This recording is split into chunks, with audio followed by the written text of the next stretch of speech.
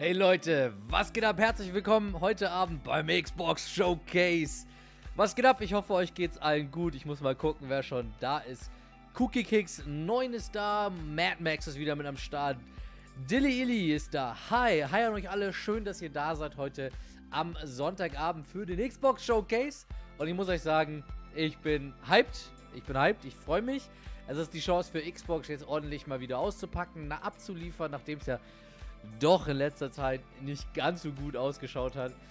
Vielleicht tut sich ja heute was. Also schön, euch wiederzusehen. Ich hoffe, ihr habt die Summer Game Fest Opening Night verdaut und seid bereit für ganz, ganz viele neue Inhalte. Wie ihr seht, es sind noch 14 Minuten, bis die Show losgeht. Wir starten einfach vorher, ganz locker flockig, um ein bisschen eben zu quatschen. Natürlich auch an euch die Frage, auf was ihr hofft, was sind eure Wünsche, was sind eure Erwartungen. Wir haben auf YouTube ein Video gemacht zum Summer Game Fest, zur Xbox Show und so weiter. Was wir uns so wünschen, was möglich wäre. Who knows? Hoffentlich packt Xbox mal aus. Ich meine, sie haben viele Studios, sie haben viele Franchises. Und da könnte echt mal was kommen.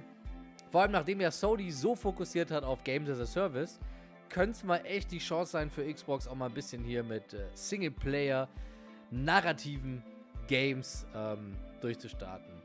Mad Max sagt, gespannt auf den Showcase, besonders gespannt auf die Starfield Direct. Das verstehe ich, bin ich auch, freue mich auch drauf. Für die es nicht wissen, ist ja jetzt nicht nur der Xbox Showcase, also es gibt einen Showcase exklusiv für die Xbox. Und im Anschluss gibt es dann nochmal schön die Starfield Direct, wo sich dann auf Starfield fokussiert wird. Light Darkness ist auch mit am Start, schön, dass du da bist. Herzlich willkommen. Dilly Illy sagt, genau das wünschen wir uns alle, das hoffen wir alle. Singleplayer-Games, das wär's. Da hätte ich Bock drauf. Und ihr seht auch schon, Light Darkness im Chat, wer noch so da ist, meldet euch. Ich will sehen, wer von euch da ist, damit ich weiß, wen ich alles begrüßen kann, mit wem ich alles heute quatschen kann und mit wem ich die Show genieße. Das ist der Plan heute. Keine Ahnung, wie lange das geht. Ich denke mal, der Showcase von Xbox vielleicht eine Stunde und dann nochmal eine halbe Stunde Starfield. Also ich schätze jetzt mal 90 Minuten. Vielleicht wird es auch länger. Who knows? Ich bleib gespannt. Wir bleiben auf jeden Fall so lange live, wie der Stream läuft. Vielleicht im Anschluss noch ein bisschen zum Quatschen, zum Diskutieren. Heute haben wir ja ein bisschen Zeit. Der Showcase ist nicht so spät wie am Donnerstag. Und ich meine, was hat man Sonntagabend Besseres zu tun, als den Showcase anzuschauen? Das ist mein Plan. Heute Abend Xbox Showcase. Bin sehr heiß. Light Darkness, Mad Max, abgesehen von Starfield. Auf was habt ihr Bock? Auf was freut ihr euch? Oder wenn wir jetzt ein Wunschkonzert hätten, wenn wir uns in irgendein Game von Xbox wünschen dürften, was jetzt heute gezeigt wird, was wäre es? Das ist die Frage in die Runde. Denkt auch dran an die über Twitch mit zuschauen. Ihr könnt die Befehle mit benutzen, ihr könnt Punkte sammeln, ihr könnt interagieren. All den Spaß, der ist wie immer mitgegeben. Also, falls ihr nicht auf Twitch seid, kommt gerne darüber. Lasst natürlich auch ein Follow da, damit supportet ihr uns. Aber das genug mit der Eigenwerbung. Muss natürlich auch mal sein. 11 Minuten 30 noch. Holt euch was zu trinken, holt euch was zu snacken. Apropos snacken, ich muss auch noch überlegen, was esse ich jetzt während dem Showcase. Bestellen wird jetzt schwierig, wenn ich was bestelle. Dann kommt es wahrscheinlich mitten in der Show und dann muss ich wahrscheinlich in einem richtig geilen Moment, so wie ich mein Glück kenne, weggehen. Hab mir gerade noch einen Kaffee reingezischt. Bin also ready für die Show. Für die zum ersten Mal mit dabei sind, keine Sorge, wir werden nachher in den Fullscreen wechseln, also klein, wie es da jetzt ist, bleibt es nicht, sondern wir gehen gleich in den Fullscreen über und werden das zusammen anschauen. Tilly Elisat wünscht sich Doom. Das wäre natürlich geil. Also Doom ist immer nice. Die haben es mit der Reboot-Serie nicht verkackt. Beide Spiele waren richtig, richtig gut. Also vielleicht ein neues Doom. Wobei ich persönlich das ein bisschen unwahrscheinlich finde, aber ich meine, ein paar Überraschungen müssen sie mit dabei haben. Genau. Sonst vielleicht was von Perfect Dark, das wäre eine Option, das könnte durchaus sein. Perfect Dark ist ja auch schon länger schon ein neues Projekt. Lohnt es sich, Golem zu kaufen? Ich denke mal, du meinst Gollum, also Lord of the Rings Gollum, gehe ich jetzt mal von aus. Und die Frage kann ich definitiv mit einem Nein beantworten. Aber da gibt es bei uns auf dem Kanal eine Review in unter 60 Sekunden. Das ist ein Format, das wir machen. Und da kannst du gerne mal reinschauen, ob das was für dich ist. Aber ich würde dir meiner Meinung nach definitiv ein dickes Nein dafür. Aber an der Stelle auch ein Goku, ein dickes Danke für den Like. Freut mich sehr, dass du Bock hast. Und Mad Max beantwortet das Gollum, nein, lohnt sich nicht. Definitiv nicht. Kann ich auch so bestätigen. Ein neues Gears oder ein neues zu Fable? Ein neues Gears fände ich tatsächlich ziemlich geil. Ich fand Gears 5 fand ich sehr nice. Hat mir sehr viel Spaß gemacht. Hatte ich viel Spaß mit und würde mir tatsächlich endlich den 6. Teil wünschen. Dass ein 6. kommt, ist ja klar, weil auch die Story ja als auf Cliffhanger geendet ist. Ergo wäre auf jeden Fall sehr cool. Würde mich sehr freuen. Fable. Fable ist halt so eine Frage. Fable ist schon lange verschwunden. Haben sie es nicht vor 2 Jahren schon angekündigt? Und seitdem ist es verschollen. Einfach. Who knows? Who knows, was mit Fable los ist? Wo definitiv was zeigen werde, ist Forza Motorsport. Ich meine, ist klar, das Spiel sollte ja eigentlich sogar schon draußen sein. Ich gehe also mal davon aus, dass sie auch einen Release-Termin dafür nennen. Das würde ich mal behaupten, passiert heute.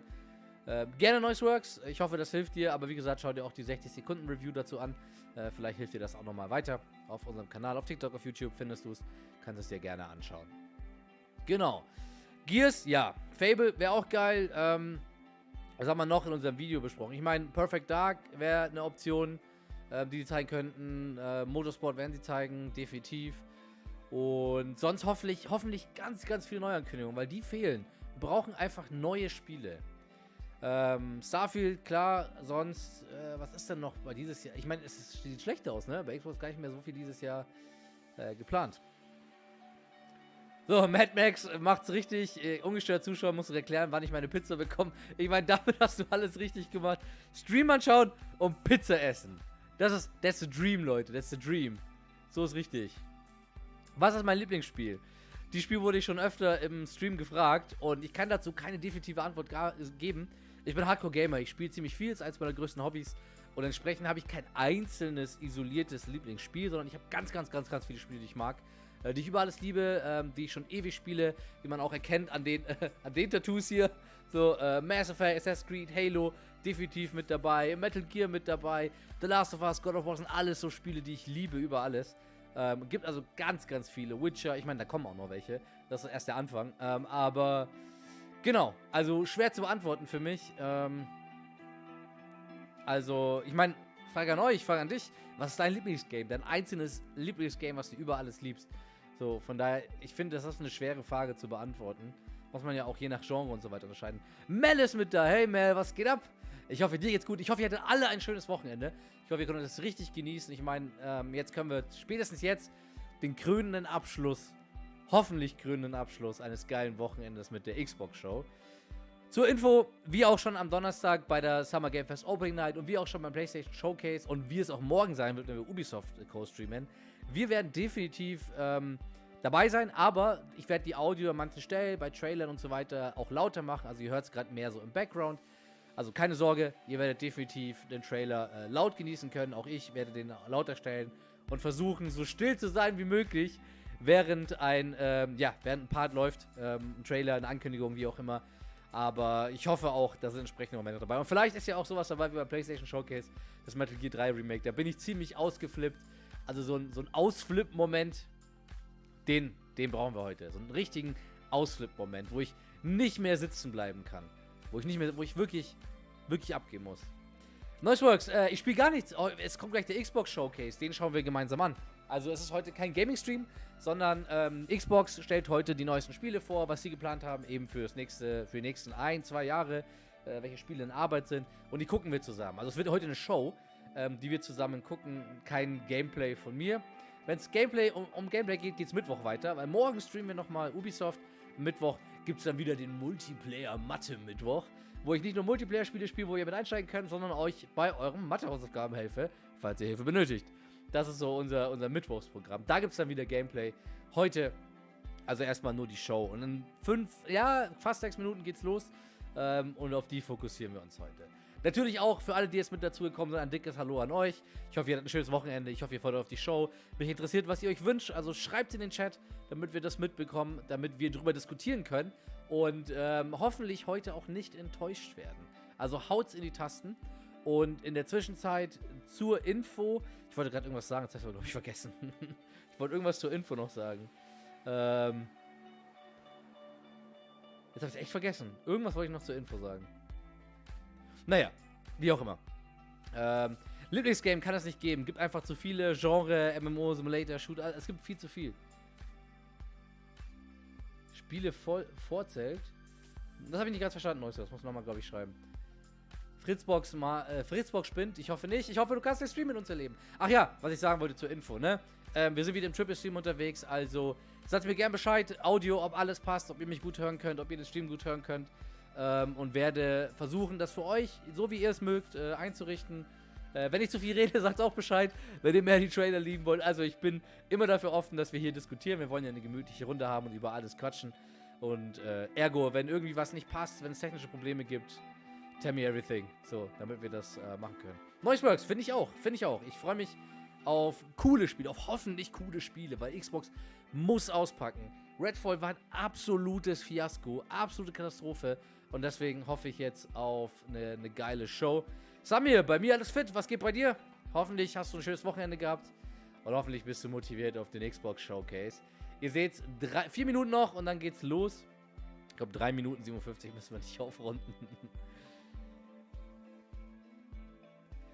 Okay, Samir, danke für dein Like. Und Mad Max hat mich da gerne auf dem Laufenden, wenn es ein Delay oder sowas gibt. Es sollte eigentlich soweit alles passen.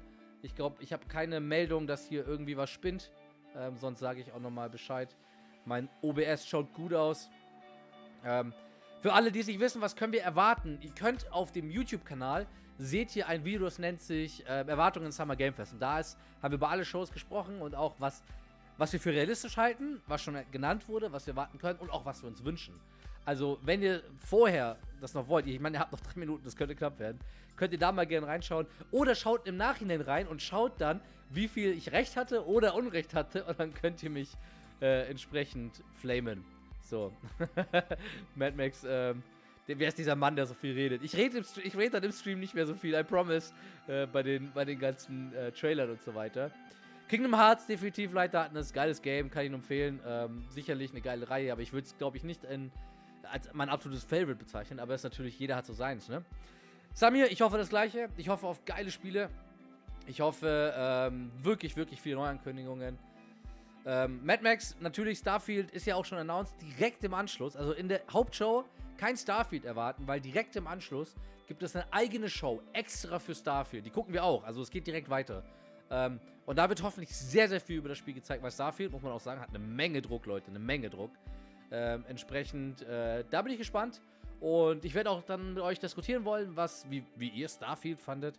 Aber im Sinne für die Hauptshow erstmal hoffentlich eine Menge Neuankündigungen. Und langsam bahnt sich bei mir der Hype an. Der kocht so richtig gerade hoch, weil es sind nur noch 2 Minuten. 2 Minuten, Leute.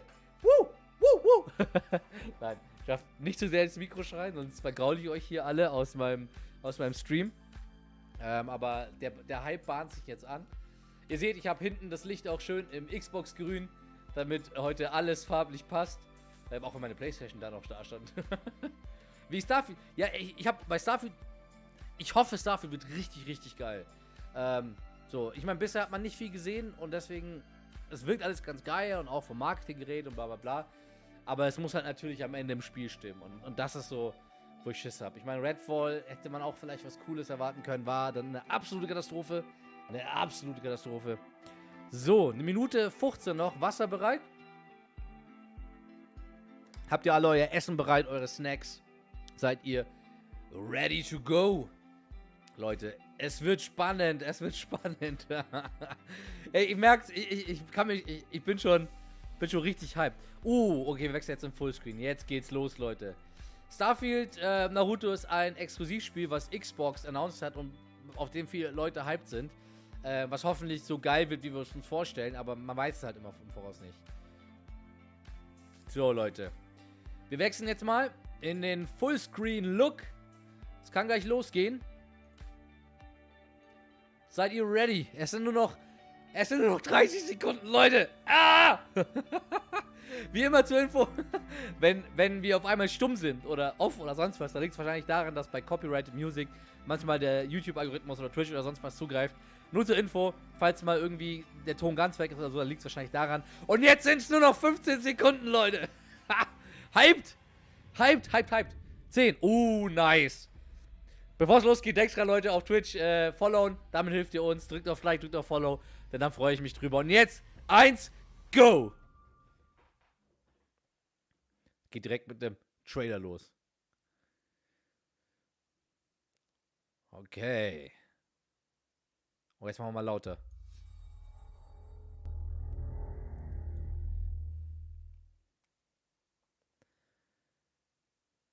Oh, we're finally doing this, are we? Because I was going to make a sandwich. Oh, Fable! Okay. Let's do it. What do I think about heroes? Well, we've all seen them, haven't we? Swanning about the place with their disproportionately high cheekbones and comically massive weapons. Wanker. Roughing up bandits. Endlich was zu Fable, They Leute. rough up bandits, don't they? Living it up with the common folk every single night. On a day-to-day basis, I'd say the true hero is me, someone who's breaking new ground with fruit, with veg, on the agricultural side of things. Just look at them. Not wafting around mythical creatures. And that's what they are. Wafters. Yeah, well done. You see, I'm not here to slay legendary beasts. Also ich muss schon sagen, ich mag den Ton. Here to So ein bisschen conquer. Comedy-Style. Not a euphemism. Let's face it, the age of heroes is over. This is the age of innovation. This, if you will, is the age of death.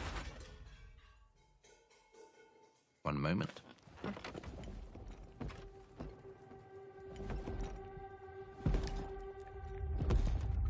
Oh, das ist ein Riese. This is awkward.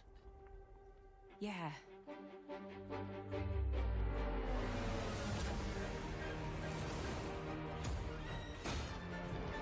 Also Grafik sieht nice aus.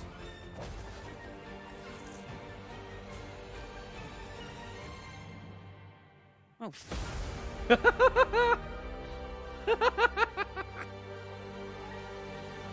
Hey, Juice WRLD, kein Stress. Schön, dass du trotzdem da warst.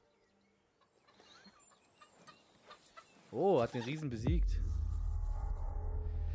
Ey, endlich mal was zu Fable, Leute. Guter Start. Muss ich sagen, guter Start. World premiere.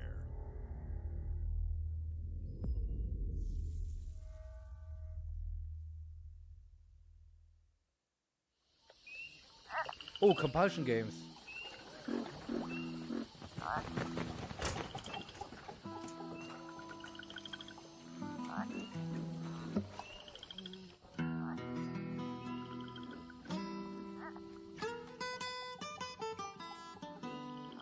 Was ist das?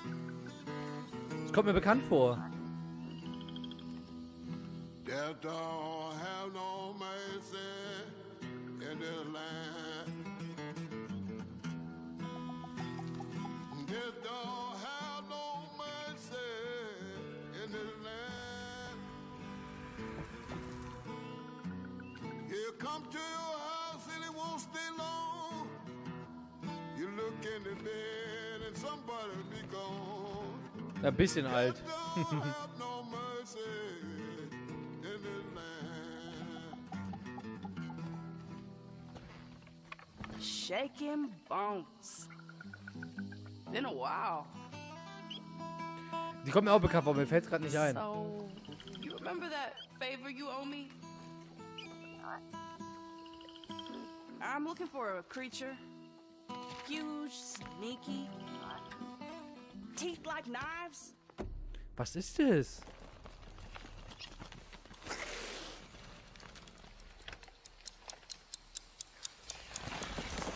No? Well, hey, how about you guys? No? Oh Nobody? shit. Not helpful.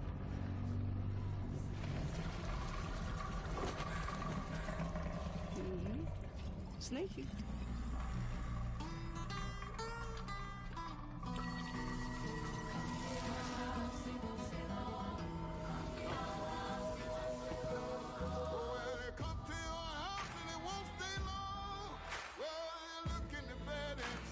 South of Midnight. Ist das eine neue IP? Schon, oder? Das ist eine neue IP. Ja, ey, Leitdatnis, ich finde, dass sie mit Fable gestartet haben, schon mal gut. War ein guter Start. War sogar Ingame-Footage. Also das heißt schon mal was. Finde ich nicht schlecht. Ja, kannte ich auch nicht. Also Mad Max kenne ich auch nicht. Also, no idea. These are dangerous times. Von Ubisoft, Massive Entertainment. Das ist ein Star Wars Spiel. Oh ja! Star Wars, Alter. Open World Star Wars Game. They're everywhere.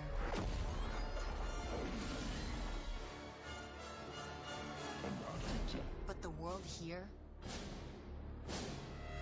belongs to the syndicates. Oh shit, das schaut nicht schlecht aus. Alter, geile Grafik. Also wenn das Ingame ist. I have to play their game.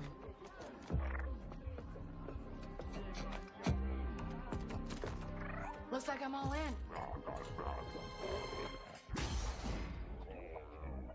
She's in here somewhere. On second thought, I'm out.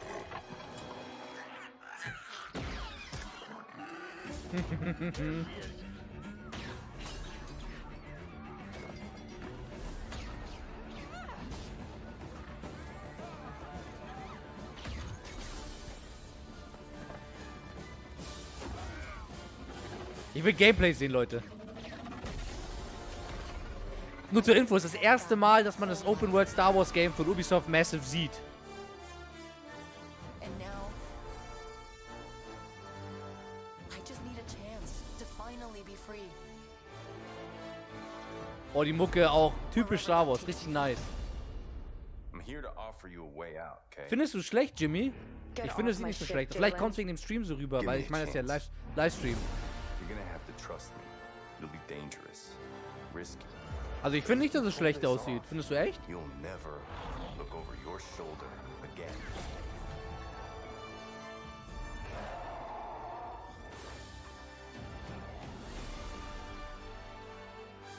Oh, nice. The underworld shows no mercy. Also ich weiß nicht, wie euch geht. Ich finde auf jeden Fall den Trailer geil. Big galaxy out there, and I'm gonna risk it all.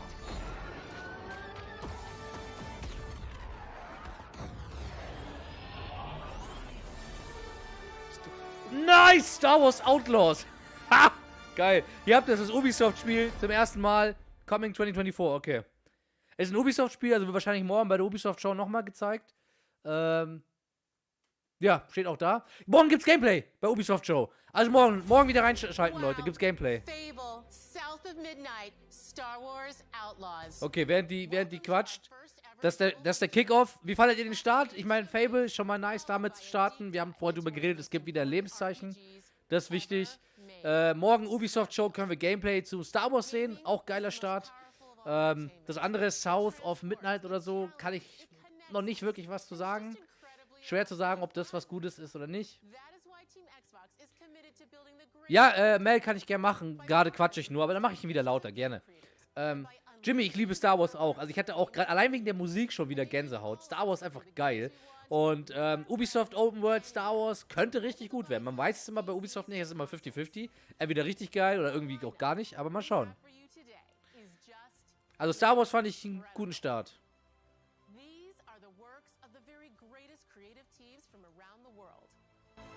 We made this show for you. Dilly sagt schon, The wo kann ich mir largest, most vorbestellen? engaged and globally diverse fan base in Xbox history.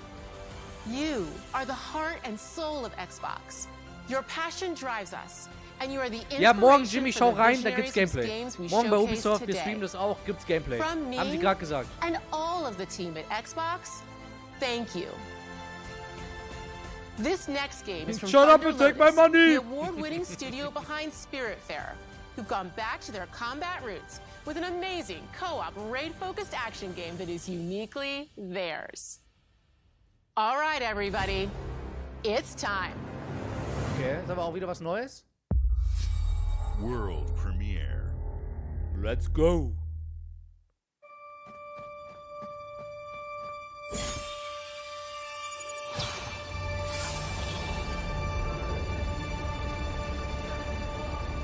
Also das sind alle Spieler?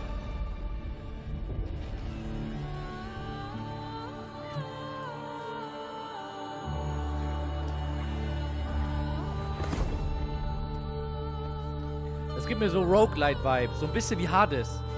Und Hades war richtig geil.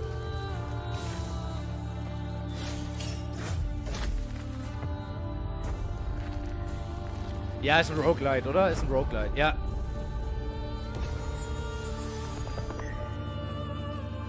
Und Koop. Mel, passt es dir von der Lautstärke? Sonst sag gerne nochmal Bescheid. 33 Spieler Koop! What?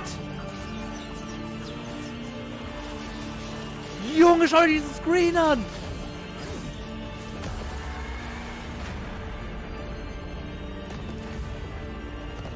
Ja, Jimmy, ist halt, ne, Geschmacksfrage. Also ich mag Hades, deswegen mag ich auch den Style hier gerade. Aber es ist halt immer, manche mögen es, manche nicht, also voll okay. Ich finde nur krass, 33 Player Koop ist eine Nummer. Das ist eine Nummer.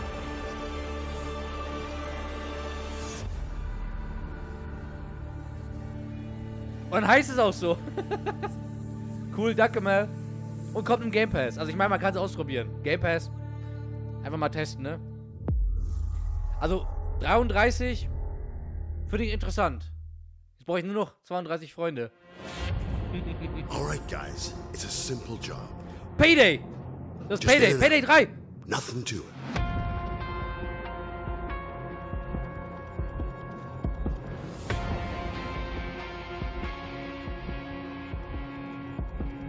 Ich habe auch nicht so viele Freunde. Everybody hit the floor.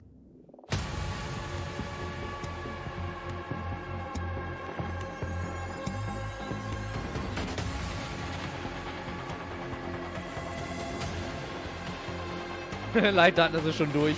Das ist der Start, Leute!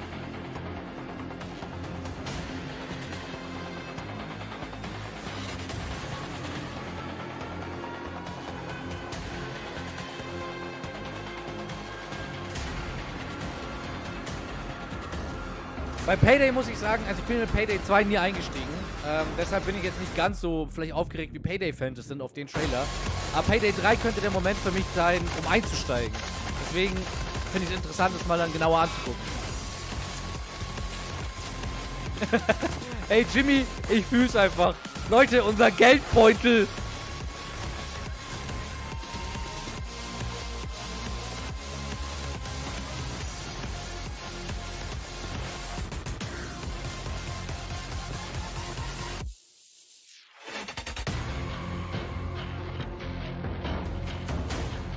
Payday 3 im Game Pass. Auch eine Nummer. Muss man sagen, auch nice. Das ist das Geile bei Xbox. Mit Game Pass muss man sich nicht so Sorgen um sein Geldbeutel machen. World Premiere. Oh, aber eine Neuankündigung nach der anderen. Eine Premiere nach der anderen. Das finde ich schon mal geil. Oh, Atlas könnte auch nice sein.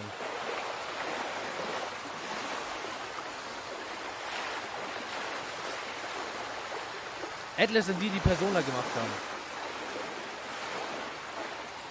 Oh, man sieht auch wieder ganz klar, klassischer Anime-Stil. Oh, ist das ein Persona?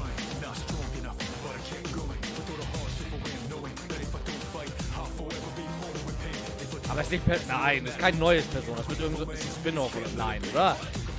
Also das würde mich jetzt umhauen, wenn es ein komplett neues Persona wäre. Das würde mich echt umhauen. Weil Persona ist geil.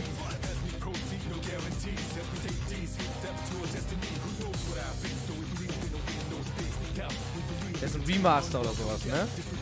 Ich habe Persona leider erst nur 4 und 5 gespielt. Ja, ist Persona 3 Reload. Okay, ist ein ich war kurz, weil ich wäre geschockt, wenn es jetzt irgendwie eine Neuankündigung wäre. Aber okay. Remaster, auch im Game Pass. Persona 5 ist im Game Pass, kann ich nur empfehlen. Ist geil.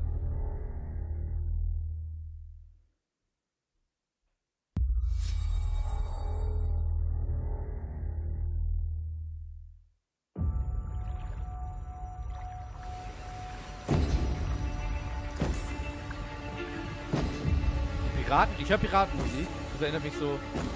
Was ist das?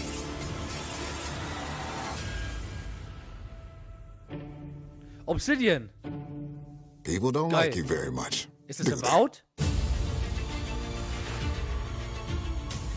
Sent here to the living lands by an emperor who couldn't bother to come himself.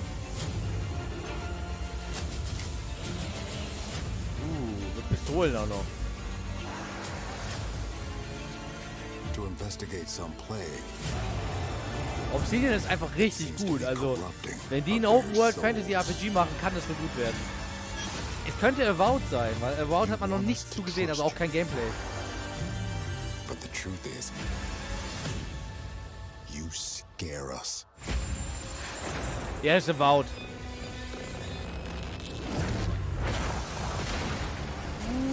The way you fight, Nice skills. the power you wield, the secrets you keep. You're either here to save us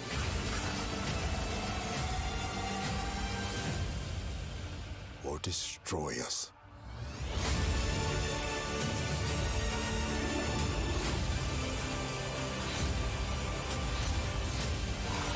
So now that you have all this power,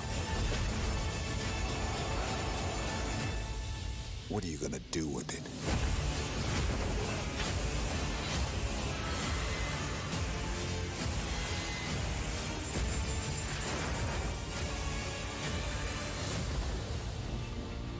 Nice, endlich mal Gameplay zu Avowed zu sehen. Ich fand, sah ganz cool aus. Bei Obsidian kann man darauf vertrauen, dass die echt gut sind. Obsidian macht immer nice RPGs. Hat mir so ein bisschen Skyrim-Vibes auch tatsächlich gegeben. Bank, wozu haben sie ganzes Geld ausgegeben? Ich, Xbox. Beschreibt's ganz gut. Also Avowed sah jetzt nicht schlecht aus, tatsächlich. Kein Grafikmonster. Ich glaube, jetzt kommt was zu Sea of Thieves. Sea of Thieves und Star Wars. Die Collaboration stelle ich mir interessant vor. Sea of Thieves und Star Wars jetzt, oder? Oder Indiana Jones. Was war ja Lucasfilm. Was ist es jetzt?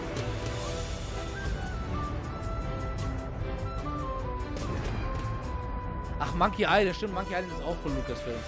Ich habe halt direkt an Star Wars oder Indiana Jones gedacht. The most notorious tavern on Melee Island. Wall to wall roads. Ich meine, Sea of Thieves hat ja auch immer noch sehr viele aktive Spieler und sehr viele Fans. Mario spielt es mal sehr gerne, ich bin da nie so hart eingestiegen. A ship with just a splash of je ne sais quoi. The legend of Monkey Island. You mean Governor Guybrush. Aber Avowed, Leute, was denkt ihr? Avowed, wie fandet ihr? Erst Gameplay zum Obsidian Fantasy RPG? I told you Schon no Skyrim-Vibes, autographs. oder? So I see you have a meet and greet ticket. And I guess it's not every day that you get to meet the mighty pirate Guybrush Threepwood, the legend of Monkey Island. The Chuck has turned the memories of this island into a prison for Guybrush. Well, Schon Mad Max, denke ich auch. what do we have here? You need these. Der typische Sea of Thieves Spaß. Things may be very different from the Sea of Thieves you know.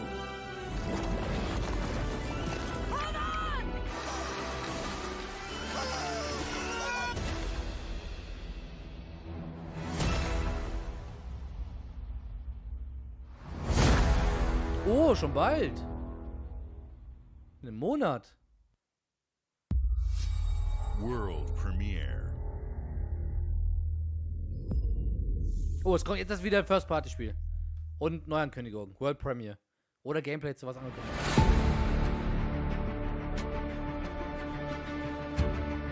Okay, also das sind die Plague Tale, glaube ich, gemacht haben. Nee, oder? Weiß ich nicht. Ah, Microsoft Flight Simulator. Auch ganz, ganz großes Fandom beim Flight Simulator. Ganz, ganz viele Leute, die das Spiel lieben und über alles mögen. Mich tatsächlich, also das ist nicht meine Art von Spiel. Aber gibt eine ganz, ganz große Fangemeinde dafür.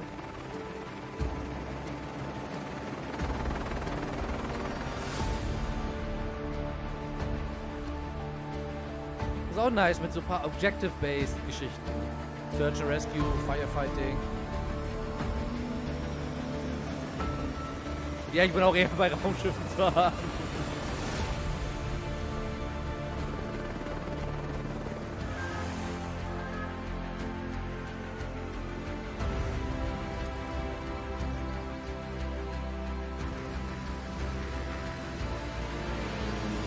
Hey Alex, schön, dass du da bist. Heute leider kein Zocken, sondern heute ist Xbox Showcase zusammen angucken. Aber nächstes Mal können wir gerne zusammen spielen. Wir haben jetzt gerade einen Trailer zu einem Flight Simulator Spiel, oder eine Erweiterung wahrscheinlich, die wir gerade sehen. Es gab schon ein paar geile Games, die gezeigt wurden, Wow, Fable zum Beispiel. Ein paar große Sachen wurden gedroppt. Aber heute ist eher so Show zusammen. Heute leider kein Gameplay. Jimmy, Mortal Kombat 1 wird auch auf Xbox erscheinen. Also erscheint auf PC, Playstation und Xbox. Wurde auch am Donnerstag bei der Summer Game Fest Opening Night gezeigt. Also, falls du Gameplay sehen willst, das ist sogar schon draußen, kann man sich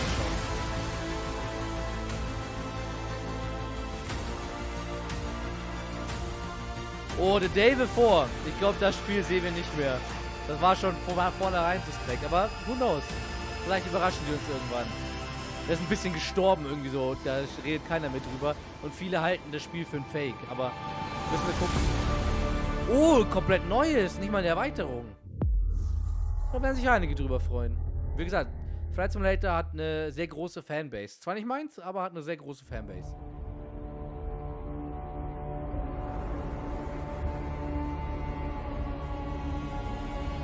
Oh, das ist ein nice. Das ist doch von Dune, oder? Ja, die Musik ist von Dune. Danke, schöne Grüße aus München nach Österreich zurück. Mel, es gab Sea of Thieves und einen neuen Flight Simulator, About Gameplay, das waren glaube ich so die letzten 10 Minuten. About Gameplay sah ganz cool aus. Danke für dein Like, Alex, freut mich. Aber das About Gameplay sah ganz cool aus tatsächlich, hat mir so sehr Skyrim-Vibes gegeben. Genau, sonst, wenn du Flight Simulator magst, war der Trailer sicherlich ganz cool. Phil, danke für dein Like, freut mich sehr, dass es dir gefällt. Alex, es wurde tatsächlich ein neues Open World Ubisoft Star Wars Spiel angekündigt. Nennt sich Star Wars Outlaws. Das wurde vorhin gezeigt. Auch da, schau nachher nochmal im Stream vorne rein, da gab es den Trailer. Vielleicht interessiert dich das. Sah ganz cool aus. Hellblade 2. Okay, Leute. Tagchen aus München zurück nach Sachsen. So, während die redet, machen wir kurz still. Dann können wir kurz diskutieren, über was wir gerade alles gesehen haben. Es waren ein paar coole Sachen mit dabei, Leute. Oh, jetzt sehen wir wieder ein bisschen was zu Hellblade 2. Aber vielleicht zeigen sie auch ein längeres Stück Gameplay gleich. Wie kann man das sehen? Was war's? Star Wars, genau. Google, geh mal auf YouTube, nach dem Stream natürlich, nicht jetzt gehen. Nach Star Wars Outlaws Trailer, dann findest du es bestimmt, weil das kam vorher schon. Genau, also hast du leider verpasst, aber wirst du sicherlich angucken können. Und jetzt gibt's Gameplay, endlich mehr Gameplay zu Hellblade 2. Jetzt machen wir mal laut und genießen die Show.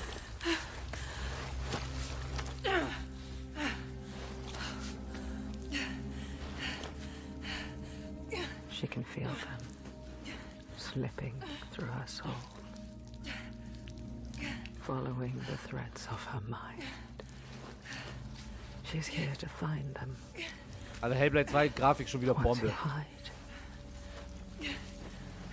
She needs their help with a promise. A question.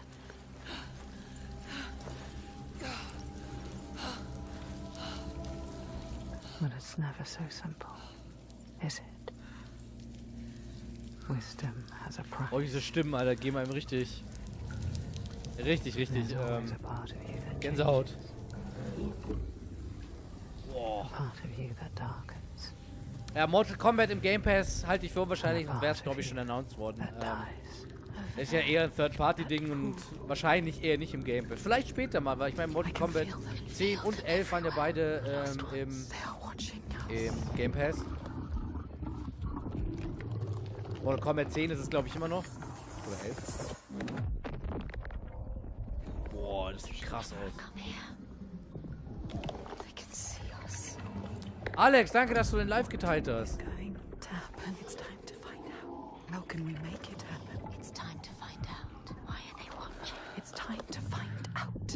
Ja, Jimmy, bis jetzt echt krass. Also du Leitdaten rasieren, ja.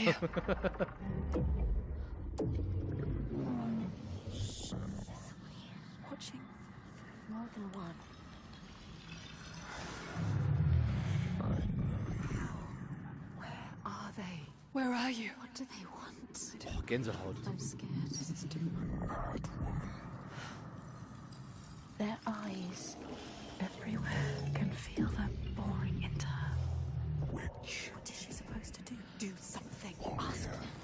want me to do?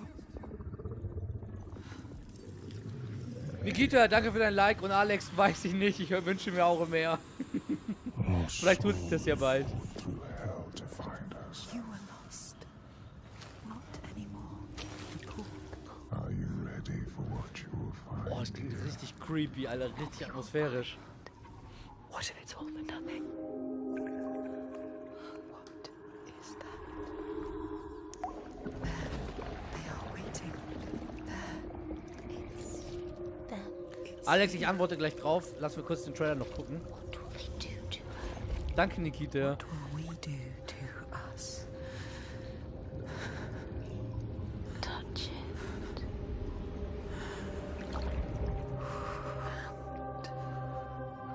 Feel your mind, your voices. Pinocchio, was geht ab? Herzlich willkommen. Parts of you that are broken. You can be whole. All the grief, all the rage, all the fear.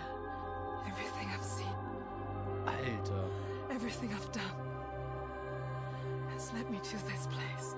We've come so far. Not far enough. Say it. You are ready. Tell them.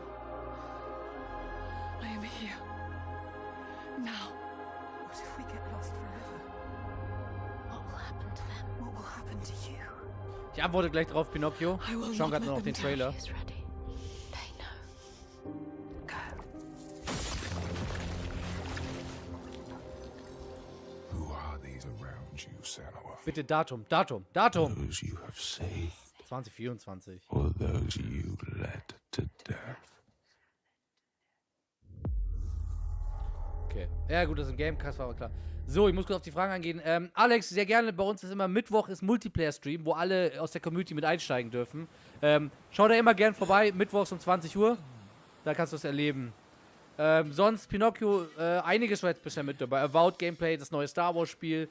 Flight Simulator 24 haben sie gezeigt. Sea of Thieves, neue Staffel. Fable ein bisschen Gameplay. Also es war schon einiges bisher mit dabei, was auch tatsächlich gar nicht schlecht aussah. Und jetzt haben wir, glaube ich, Erweiterung, Spin-off, DLC zu Like a Dragon. Okay, einfach mal nackt am Strand.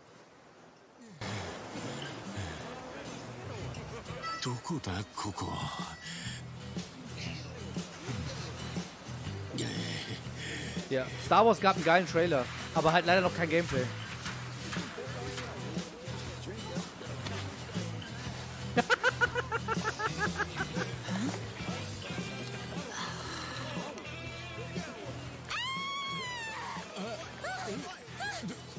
Oh my god! A stranger! なんだよ。どうかしたか? Oh, surf's up, dude. Yeah, dude. Hang loose, bro. 俺がどうかしたのか?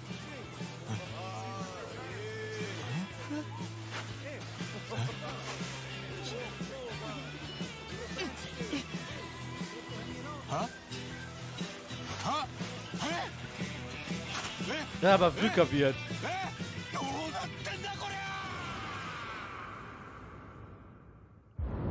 Like a Dragon Infinite Wealth. Okay. Anfang 24, okay. Ja, ob Zombie-Spiele kommen, kann ich gerade nicht sagen. Oh, jetzt kommt Bethesda. Okay, mal schauen, was Bethesda auspackt. Fallout? Irgendwas Fallout? Okay, das ist Erweiterung für 76 oder wie? Appalachia. What a sight. Ja, Fallout 76 bin ich ein bisschen raus, Leute. From post-atomic blight, the fruit of years of prudent progress and determined reclamation, and 15 million dwellers worth of keen imagination. From the heart of West Virginia to the depths of the pit. Schade, Mad Max, aber mach's gut und schau dir dann einfach den Stream nachher fertig an. Cool, dass du da warst. There are relics to uncover from a time before the war, along with loads of friendly folks to meet and enemies galore. Our world is always changing. Greater foes are overthrown as me and Pinocchio, fühl ich.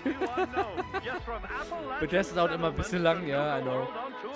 Aber es ist scheinbar nur eine Erweiterung für Fallout 76. think you've seen it all, eh? Well, how about this? Pack your bags for an escape of Epicurean bliss. Put your rad shield on and fix your hair up pretty, because we're headed for the boardwalk of Atlantic City. So there you have it. Now you know. There's a million ways to make the wasteland your waste home. And when you hear adventure calling, when you're looking for some kicks, answer the call of Vault. Answer the call of Vault. Answer the call of Vault 76. Naja. Play it now with Xbox Game Pass. Atlantic City kommt dann demnächst. Okay, DLC für. So. Jetzt haben wir ein bisschen DLC, Spin-offs, Erweiterung gehabt.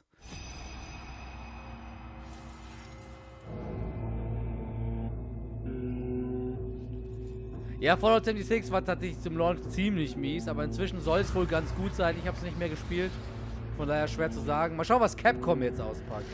Capcom ist aktuell, die haben einen Lauf. Also bisher nur geile Spiele, ich glaube seit locker Jahren. Capcom hat echt einen Lauf.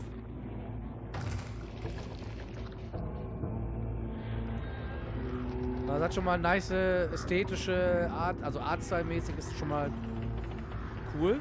Mal schauen, was das ist für ein Spiel.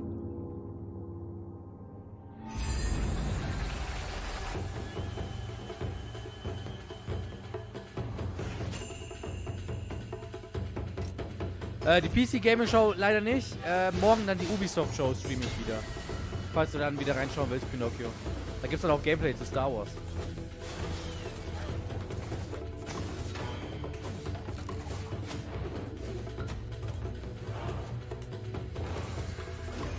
Oh, die haben gerade ein bisschen Stream-Probleme, merke ich gerade. Die Auflösung geht auch ein bisschen runter. Die geht ein bisschen runter. Aber naja, vielleicht stabilisiert sich gleich wieder. Wann kommt denn eigentlich nochmal die PC Gaming Show? Das weiß ich gar nicht. Und danke für deinen Follow, Pinocchio. Vielen Dank. Schön, dass dir unser Content gefällt. Sehr cool.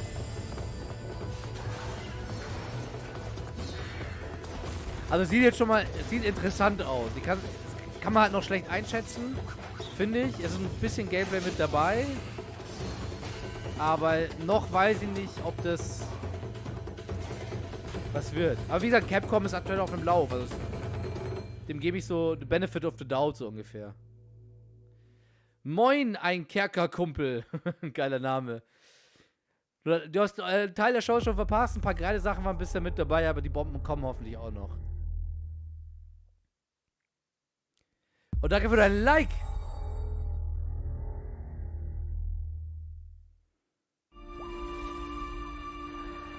General Motors historic okay, jetzt kommt wahrscheinlich Forza, oder? Forza Motorsport jetzt erstmal. In two of its iconic brands, Chevrolet and Cadillac. Hey Ruffy, es gab so ein paar DLCs, Erweiterungen, Spin-offs und so.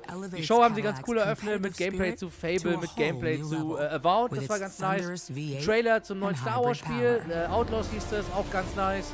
Sea of Thieves DLC, Fallout 76 DLC. Also es war ein bisschen cooler Öffner mit dabei, ein neues Flight Simulator auch. Und jetzt ist aktuell so ein bisschen DLCs und Spin-offs gezeigt worden. Und jetzt wahrscheinlich das neue Forza. Sieht zumindest jetzt erstmal so aus, aber schauen wir mal.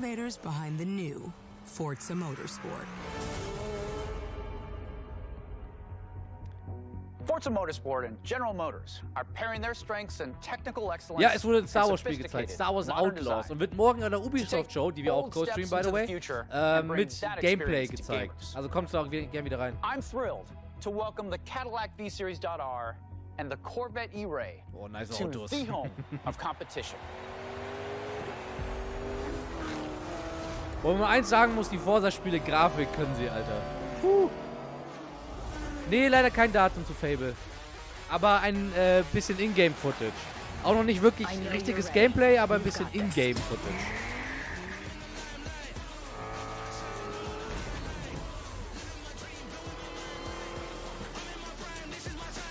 Let's tweak the car's performance for the next one. Boah, ja, Forza hat schon immer so richtig viel Customizing beim Auto. Boah, nice. Alter, Grafik, krass.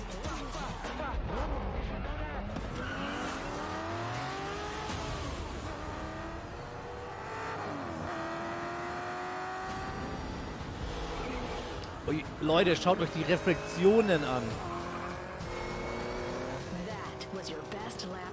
Und das nur bei einem 1080 Livestream. Also, wenn wir im Nachhinein noch einen Trailer veröffentlichen, sieht es wahrscheinlich nochmal besser aus.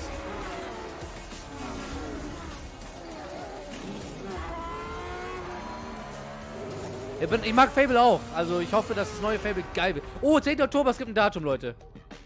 Ja, es gibt ein Datum. Hey, der Oktober ist richtig voll. Also da ist inzwischen relativ viel drin. Assassin's Creed, Alan Wake, Spider-Man, jetzt noch Forza. Also da ist echt viel schon im Oktober drin. Okay, nächstes Bethesda-Game.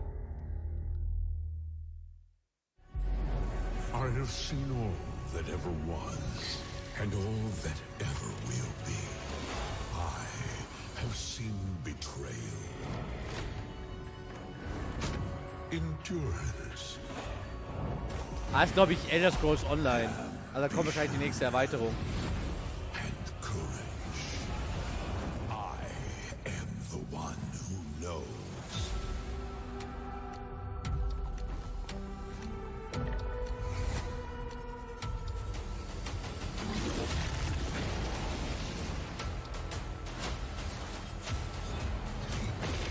Spielt ihr Elder Scrolls Online? Ist ja auch noch ein sehr aktives Spiel. I feel disconnected from fate's flow. Skyrim 2 halte ich für unwahrscheinlich.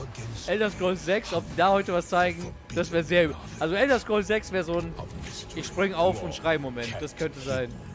A secret that threatens to unravel reality itself.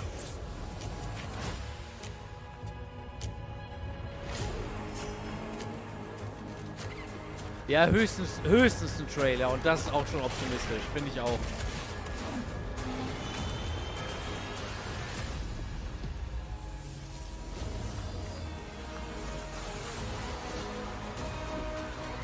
Oh, die Musik ist aber geil.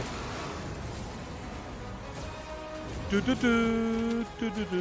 einfach geil.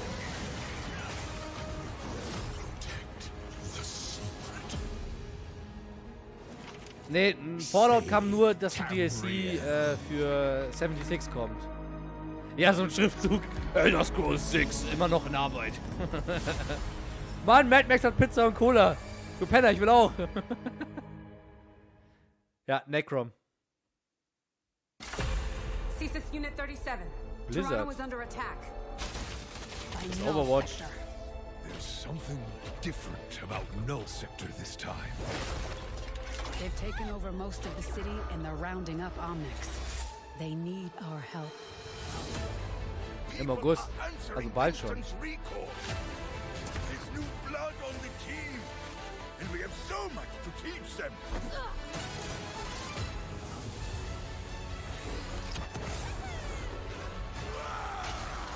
We can stop Null Sector. Maybe we can save the city. Coming through.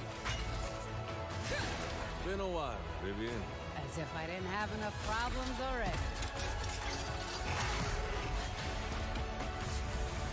So we fly up there, smash through anything that gets in our way, and what's another business? I hate to interrupt the moment, but I'm picking up reports of more attacks in other cities. Oh, Mac. Das sah aus wie ein Metal Gear. I say, let's give it to him.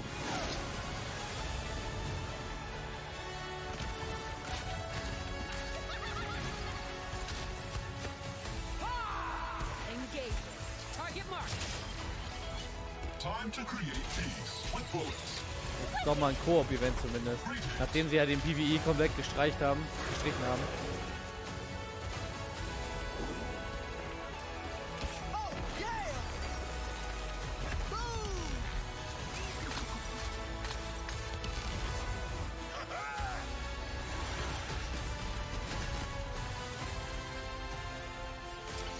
Also Story Missions und Koop-Event klingt ja eigentlich schon mal gut. Also nicht so dramatisch, wie das war, als sie gemeint haben, dass sie den PvE komplett weglassen.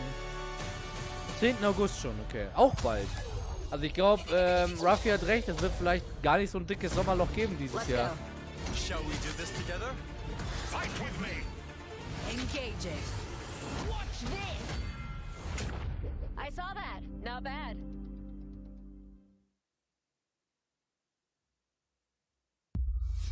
Okay, wieder eine Welt. Komm jetzt. Ich brauche wieder eine Bombe, Leute. Okay, Persona. Also Atlas, die das Persona-Game gemacht haben. What is this place? It looks like What? we're in a palace. Was? Who are these people? No idea. But if they're attacking us, our only choice is fighting back. Hey, look over there! Can you get us out of here? So you're telling me you're thieves who steal hearts, and you just happened to stumble into this world? The Rebel Corps will always help the Ein family. Kerkerkumpel, ja, auf jeden Fall. Komm gerne rüber, weil da kannst du auch Punkte verdienen, mit interagieren, Gift benutzen und auch die ganzen Befehle im Chat mit ausnutzen. Also lass dich da gerne auf Twitch blicken und lass ein Follow da, wenn es dir gefällt.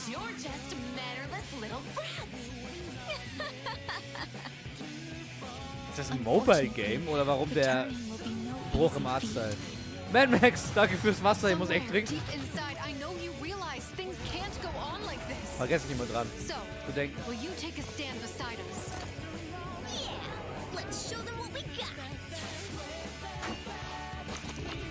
So wie Mario und Rabbids. 17.11. Okay. Also ähnlich wie Gears Tactics, okay.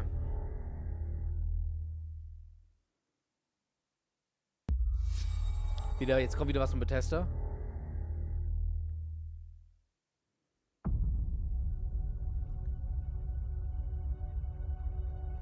Humanity has always hunted for knowledge. Doch nochmal was zu Starfield in der Xbox-Show, bevor der Starfield Direct.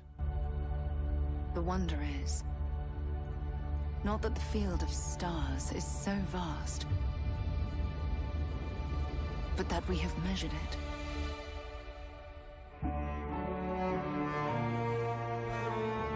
Ey, ich bin so gespannt auf Starfield. Cool, Ruffy. Herzlich willkommen bei Twitch. Lass gerne ein Follow da, wenn es dir gefällt. Und denk dran, du kannst die Punkte und Co. Benutzen. Dilly ist auch mit da. Danke für den Follow, Ruffy. Wupp, wupp.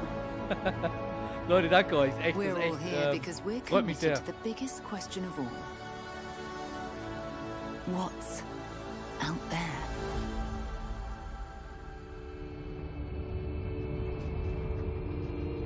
Denkt dran, auf Twitch könnt ihr Befehle benutzen. Es gibt Fail, Damage und Verwirrt, immer mit einem Ausrufezeichen davor. You're part of Constellation now. Part of our family.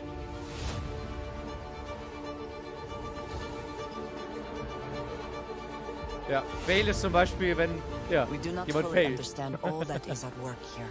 Die Ili hat immer ausprobiert. Ja, danke, Ruffy, da kommt sogar noch was. Ihr habt sogar ein neues gedreht, veröffentliche ich morgen.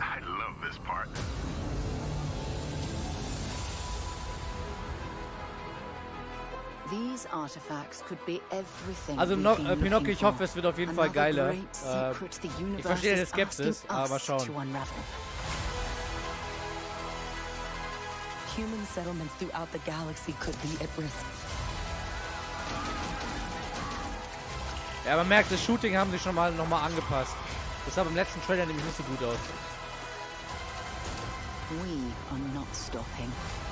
Whatever lies at the end of Space Fights sehen auch nice aus. Ich bin echt gespannt auf die Direct nachher.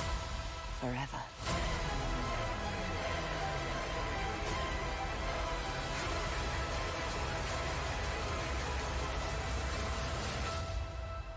This is where we belong.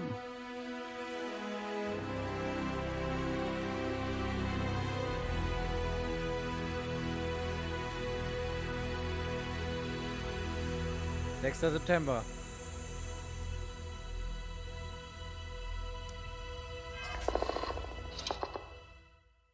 Genau, nachher kommt die Starfield Direct, dann sehen wir mehr zu dem Spiel und mehr Gameplay. War ein ganz okayer Trailer, aber man hat immer noch nicht so viel gesehen, deswegen bin ich gespannt auf die Direct nachher. World Premiere.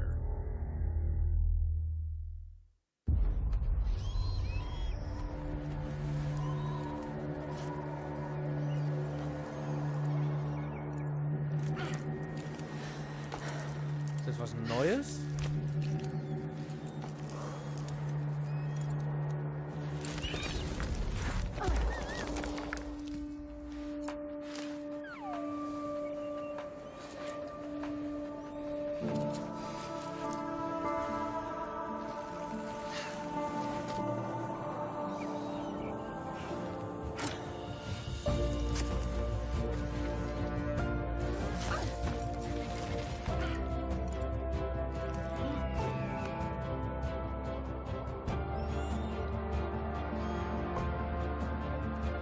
Sieht ganz schön aus, schicker Artstyle, schöne Musik. Ist aber, glaube ich, eher so ein kleineres Spiel wahrscheinlich.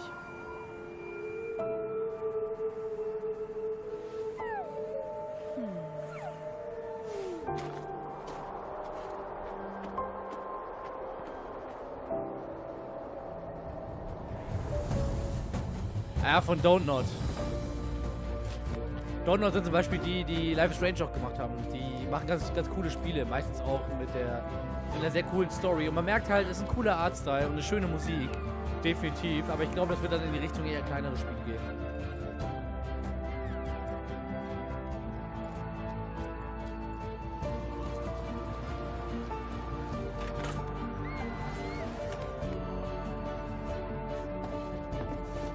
Aber ja, kann man nicht anders sagen. Ist nett, ist schön.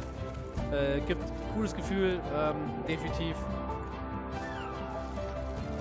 Oh, nice Gameplay-Mechaniken.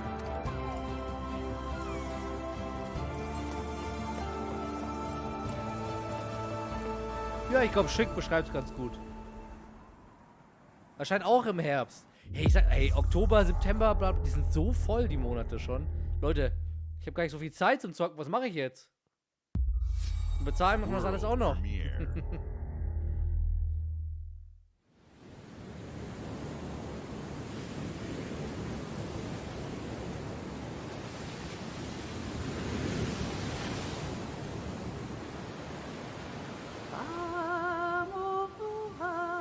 Urlaub nehmen.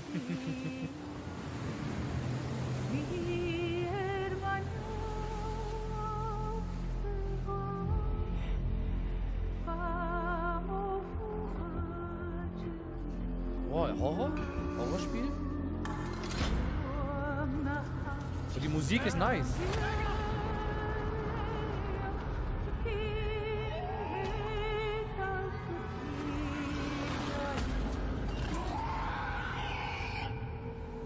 Still wakes deep. Oh. Geile Atmo.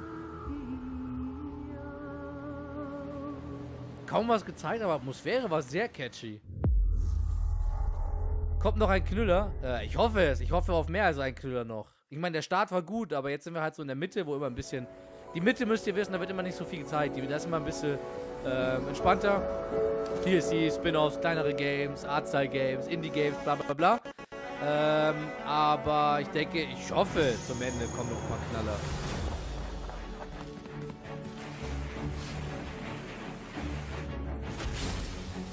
Also ihr merkt ganz, wir sind ganz typisch schon in der Mitte der Show, wo es halt immer so ein bisschen Artsy-Games gibt, kleinere Games, DLC, Spin-Offs, dann mal ein Trailer zu was Größerem wie jetzt vielleicht Starfield, aber Starfield wird ja nachher genauer gezeigt.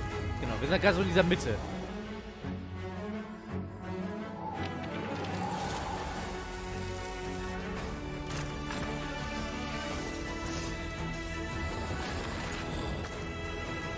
Ruffy, ja, zu Avowed von Obsidian kam tatsächlich schon was.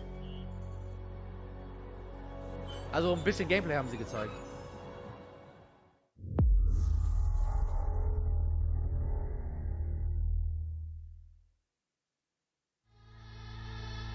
Oh, nice! I'm very excited Geil! to be Reeves. returning as Johnny Silverhand in the upcoming expansion for Cyberpunk 2077, Phantom Liberty. This new adventure reunites Johnny and V on a dangerous spy mission and introduces Idris Elba as Secret Agent Solomon Reed. It's really amazing to share the screen with you, Idris. It's cool to be a part of this game with you, man. As a player, you'll get to visit Dogtown, an unexplored part of Night City, and rescue the President of the new United States of America. Expect a massive expansion. Twists, secrets, and plenty of stuff to do. Keanu Reeves ist einfach, der hat so eine Bühnenpräsenz, Mann. Just keeps raising the bar when it comes to telling cinematic stories in video games. And I really can't wait for you to play it on Xbox Series X and S. But enough talking. I'm guessing you want to see for yourself. And so it is my honor and pleasure to give you and introduce the official trailer for Phantom Liberty. Check it out. Keanu Reeves, Ist einfach so ein geiler Typ. There's gotta be a way out of this. Johnny, I'm dying. There's nothing can stop that.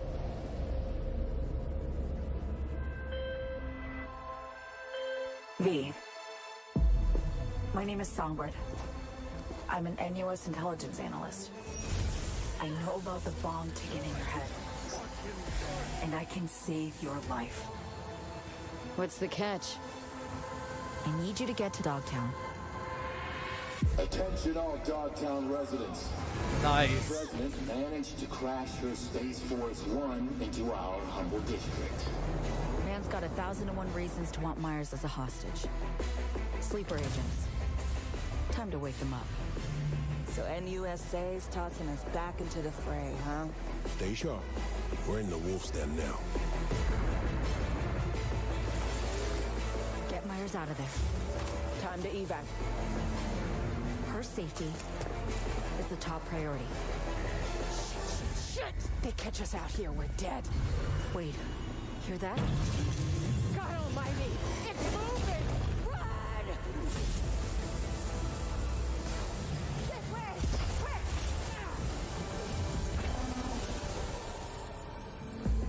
Someone ratted us out. You know, V, treason ain't ever black and white. It's a charade, V. Wherever she goes, people get hurt. Bodies drop. Just want what Songbird promised me. The cure. Situation's changed. You need to know if you're with me. Illusion of freedom draws in the desperate.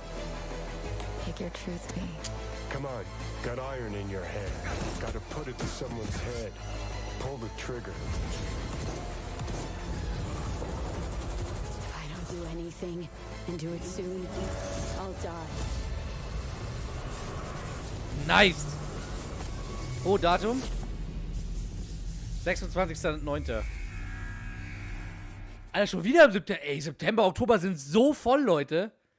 Aber nice, ich freue mich drauf. Cyberpunk, leider mieser Launch, aber inzwischen richtig, richtig gut. Also bin ich tatsächlich hyped aufs DLC.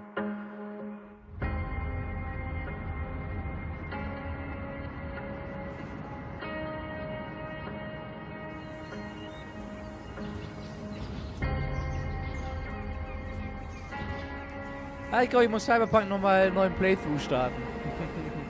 Ich glaube, wenn wir freitags mit Last of Us Part 2 Stream durch sind, machen wir einfach mit Cyberpunk weiter oder so. Mel, mache ich, kein Thema. Sehen uns dann dort. Danke, dass du da warst. Habt noch einen schönen Abend.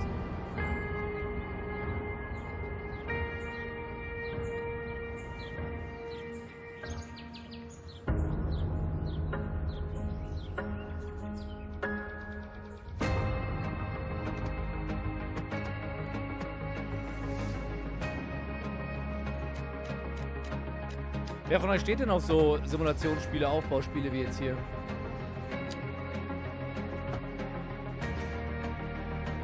Sieht jeden Fall sehr schick aus.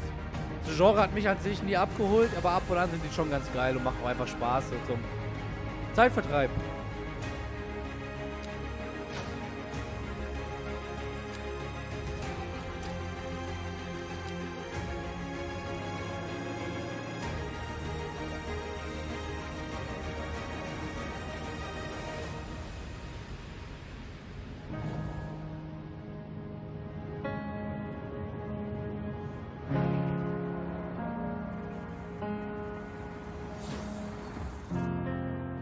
Skylines 2. Im Oktober. Schon wieder im Oktober, Leute. Wer hat denn so viel? Ich muss den ganzen Monat Oktober, glaube ich, Urlaub nehmen. Scheiße, ey.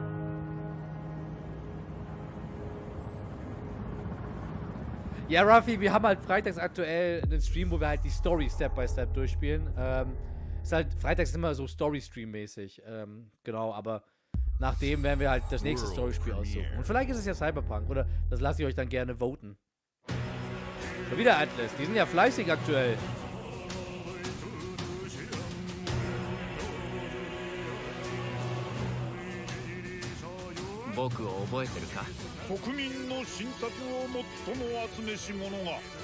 Die Map bei Atlas immer direkt den Style. Kommt drauf an, im Juli kommt zum Beispiel Immortals of Avium, keine Ahnung wie das wird. Final Fantasy kommt in ein paar Wochen. Final Fantasy wird sicherlich ziemlich gut. Diablo 4 ist gerade raus, Diablo 4 ist sehr geil.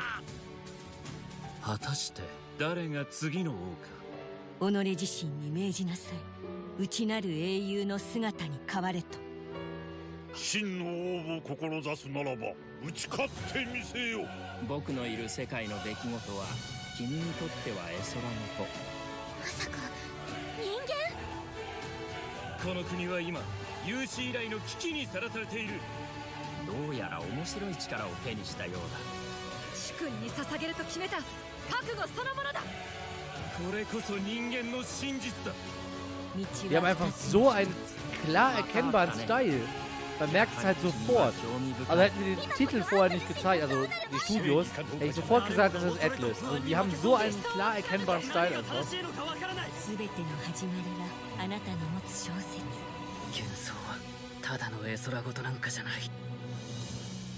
Metaphor, okay. Das kann ich tatsächlich nicht. Ist ein neuer IP? Da war ich mir jetzt gar nicht sicher. Aber sah sehr Persona-ähnlich aus.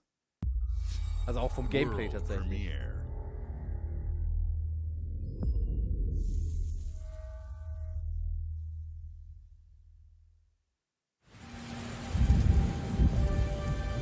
Ja, ich mag Animes auch. Vielleicht erlebe ich in meiner Lebzeit noch das Ende von One Piece. Humanity's cities have fallen. Our people's only means of survival is to seek sanctuary here, in the Belfry. You must explore this world to find the origins of this evil.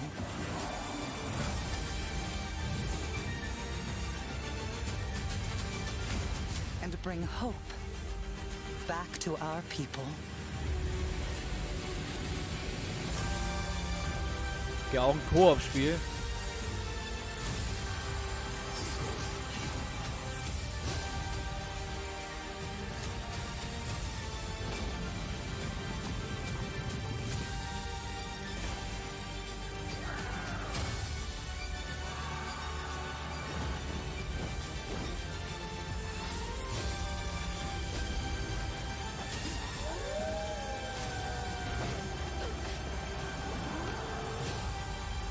Together, you can save humanity.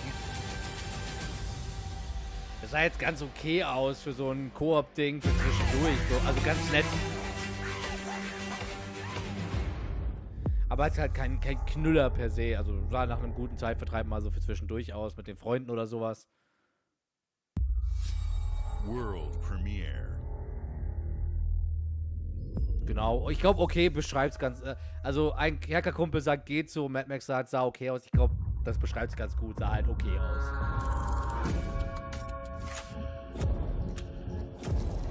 Oh, Inkside Entertainment. Jetzt bin ich gespannt, was die am Kochen sind.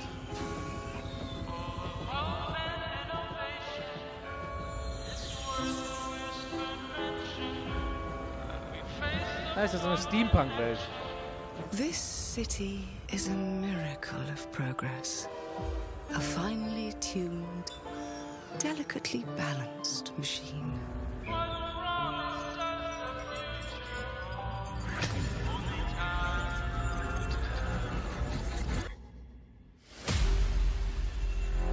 But it only takes one rebellious little gear to ruin everything. If you resist my rule. Nicer Artstyle auf jeden Fall. Also Steampunk ist grundsätzlich, kann schon sehr nice sein. Ich finde den Artstyle cool. There is nowhere in space or time where I will not destroy you.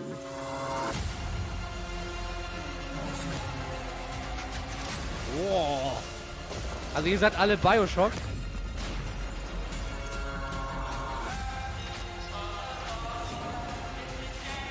Was mit so Vergangenheit? Oh, was? Ey, das klingt nach einer geilen Mechanik. Oh no. What did I do? Any last words before my friend puts one in your scalp?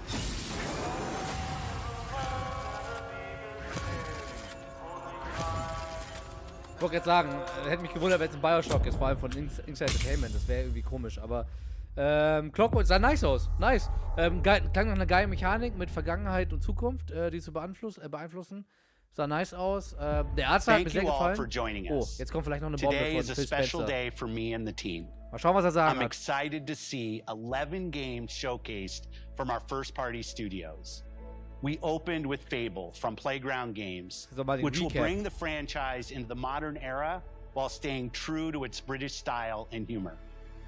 Compulsion and In Exile shared their first original experiences since joining Xbox with South of Midnight and Clockwork Revolution. And we are thrilled at how Avowed is shaping up for release next year from the RPG masters at Obsidian. In addition to Avowed, our studios will deliver Hellblade 2, an all-new Microsoft Flight Simulator, Towerborn, and more in 2024. Later this month, players can look forward to Elder Scrolls Online Necrom and Sea of Thieves Monkey Island. As we look to holiday, we will launch Starfield and Forza Motorsport, both built for Xbox Series X, S, and PC. We are also honored to share 14 games today from our creative partners, like Star Wars Outlaws from Ubisoft Massive in collaboration with Lucasfilm Games. 33 Immortals from Thunder Lotus. Ich finde, das könnte so ein Geheimtipp werden. Path of the Goddess from Capcom. Das 33 and more Immortals. Persona games coming to Game Pass thanks to our continued partnership with Sega Atlas.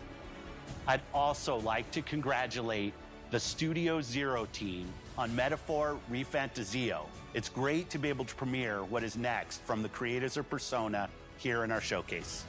We are focused on putting our players and game creators first in everything we do. No matter if you choose to play on Xbox, PC, or over the cloud, all gamers are welcome here at Xbox.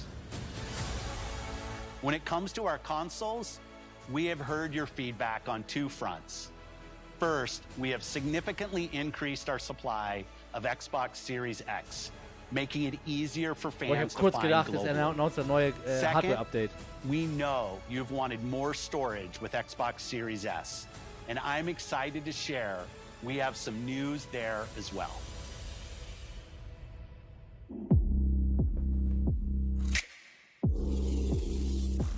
Hardware-Update? Ah, okay. Ne, ist nur ein Series S mit mehr Storage. Okay, und in schwarz. Sieht geil aus. Sieht nice aus. Schickes Teil. Mit 1 Terabyte, okay.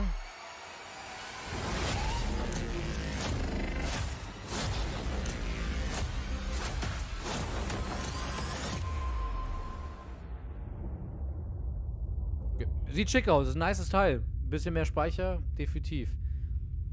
Aber es war es auch nicht. Komm, ich baue jetzt eine Bombe. And now for the one more thing you've all been waiting for. Prepare for the most comprehensive deep dive we've ever done for the biggest game we've ever built. So sit tight and enjoy Starfield Direct.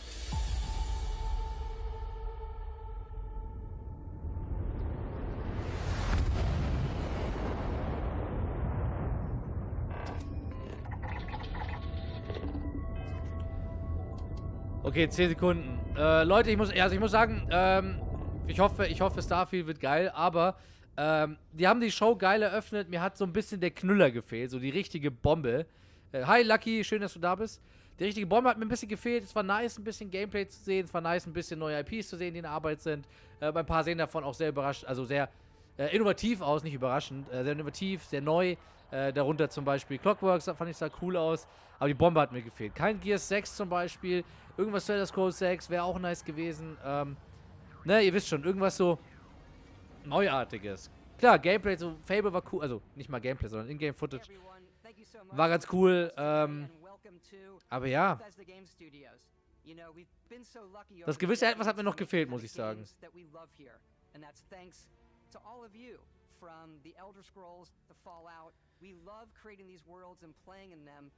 Aber jetzt schauen wir uns mal an, was Starfield zu bieten hat.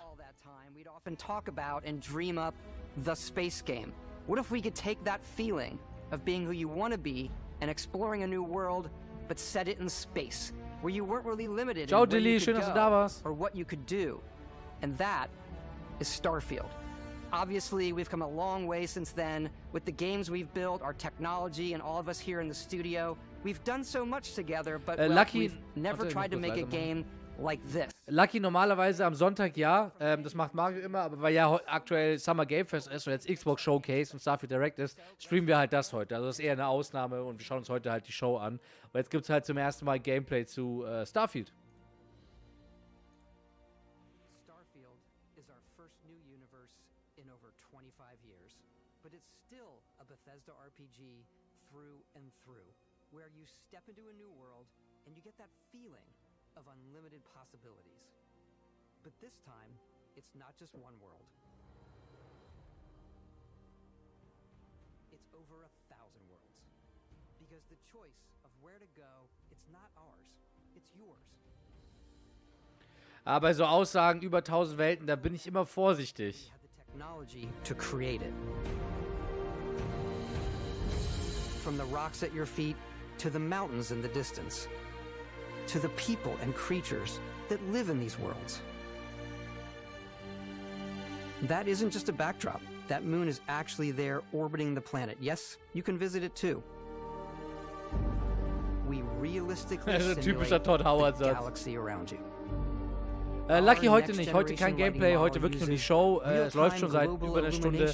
Und mal schauen, wie lange Starfield Direct dauert. Also heute ohne Zocken, aber Mario freut sich sicherlich, wenn er dich beim Tears of the Kingdom Stream nächstes Mal mit dabei sieht. We also have an all-new animation system. Und mal schauen, was Starfield kann.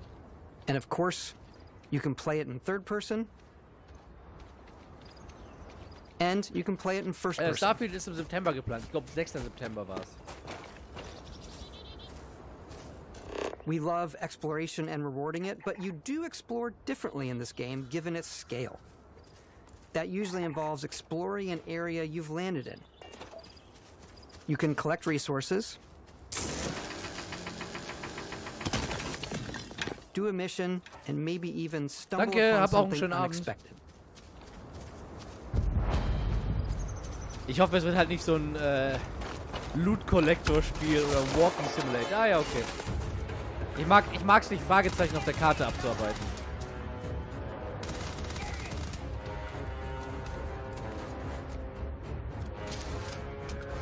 So.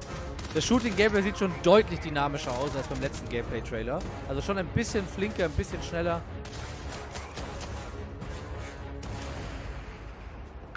Bisschen dynamischer. Let's looten.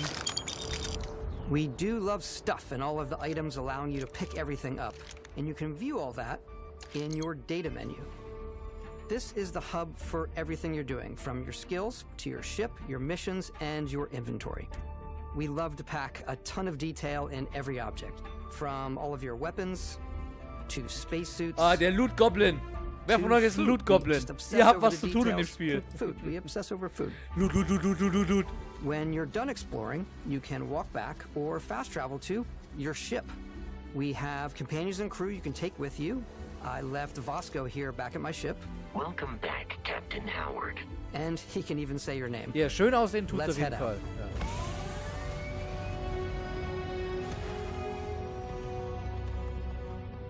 Our mission was to convey the wonder and majesty of space exploration, to evoke the romance of the golden age of early spaceflight. And we've been referring to this approach as NASA Punk.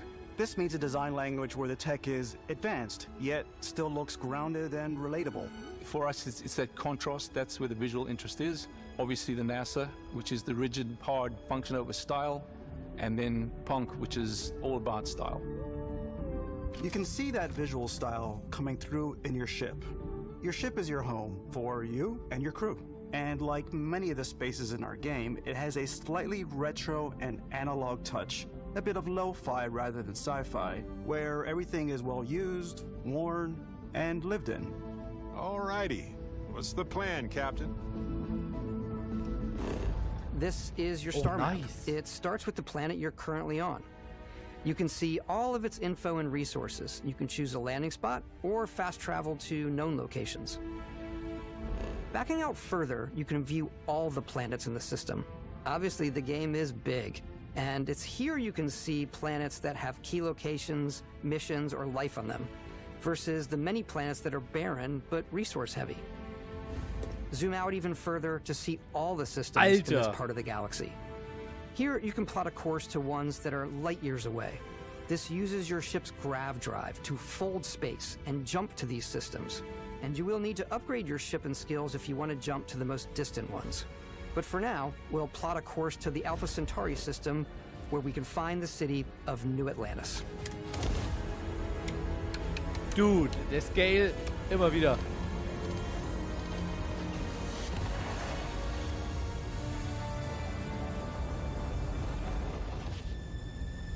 Welcome to UC Space. Maintain your current course while we scan your ship's cargo. Krass, hier sind krass. Scan complete. You are cleared for landing at New Atlantis. Das heißt, mit so Faction darf man vielleicht in manche Gebiete einfach nicht reinfliegen oder muss halt dann sich reinkämpfen. Not bad. Also gezeigt haben sie es nicht, aber das impliziert ein bisschen was. As soon as you land in a city like New Atlantis, your eyes are guided upwards to just these boundless, vast buildings. It's the biggest city we've ever made, not just in size, but also in the amount of custom art, crowds, and quests. So the main focus when we're designing a city is obviously what supports the story. We try and tell as many small stories as possible. This is a Colony War memorial. It's a few moments of gameplay that make the space feel like it's full of real characters that are going about their day-to-day lives. Bis gerne bis zum nächsten Mal. Wenn du magst, follow auf Twitch. Sonst, danke, dass du da warst. It's also where your adventure with Constellation Demon! Herzlich willkommen.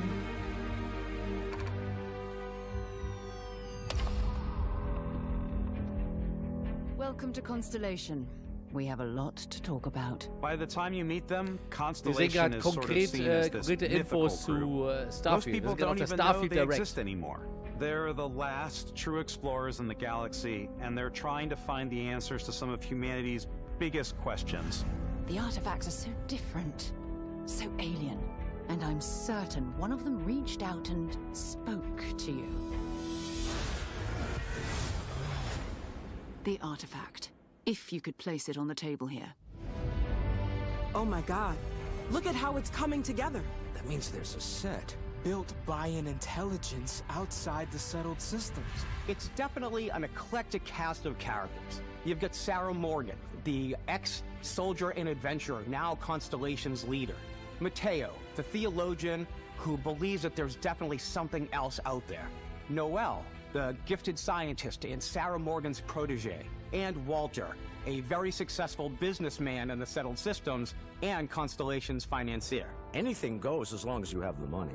There's also Vlad, the ex-pirate, Sam Coe, the former space cowboy, and Barrett. You know what I hate about these pirates? Completely resistant to my otherwise irresistible charm. The journey you take with Constellation is just the first of many you'll embark on. The Settled Systems is home to all kinds of different stories, people, and adventures for you to uncover.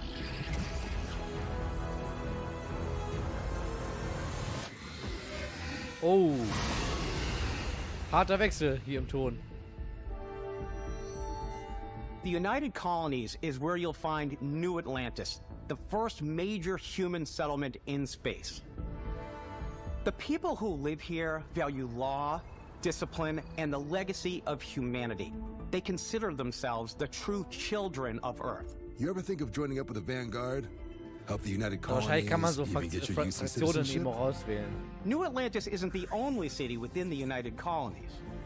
The city of Cydonia on Mars to this day serves as the largest mining facility for the United Colonies.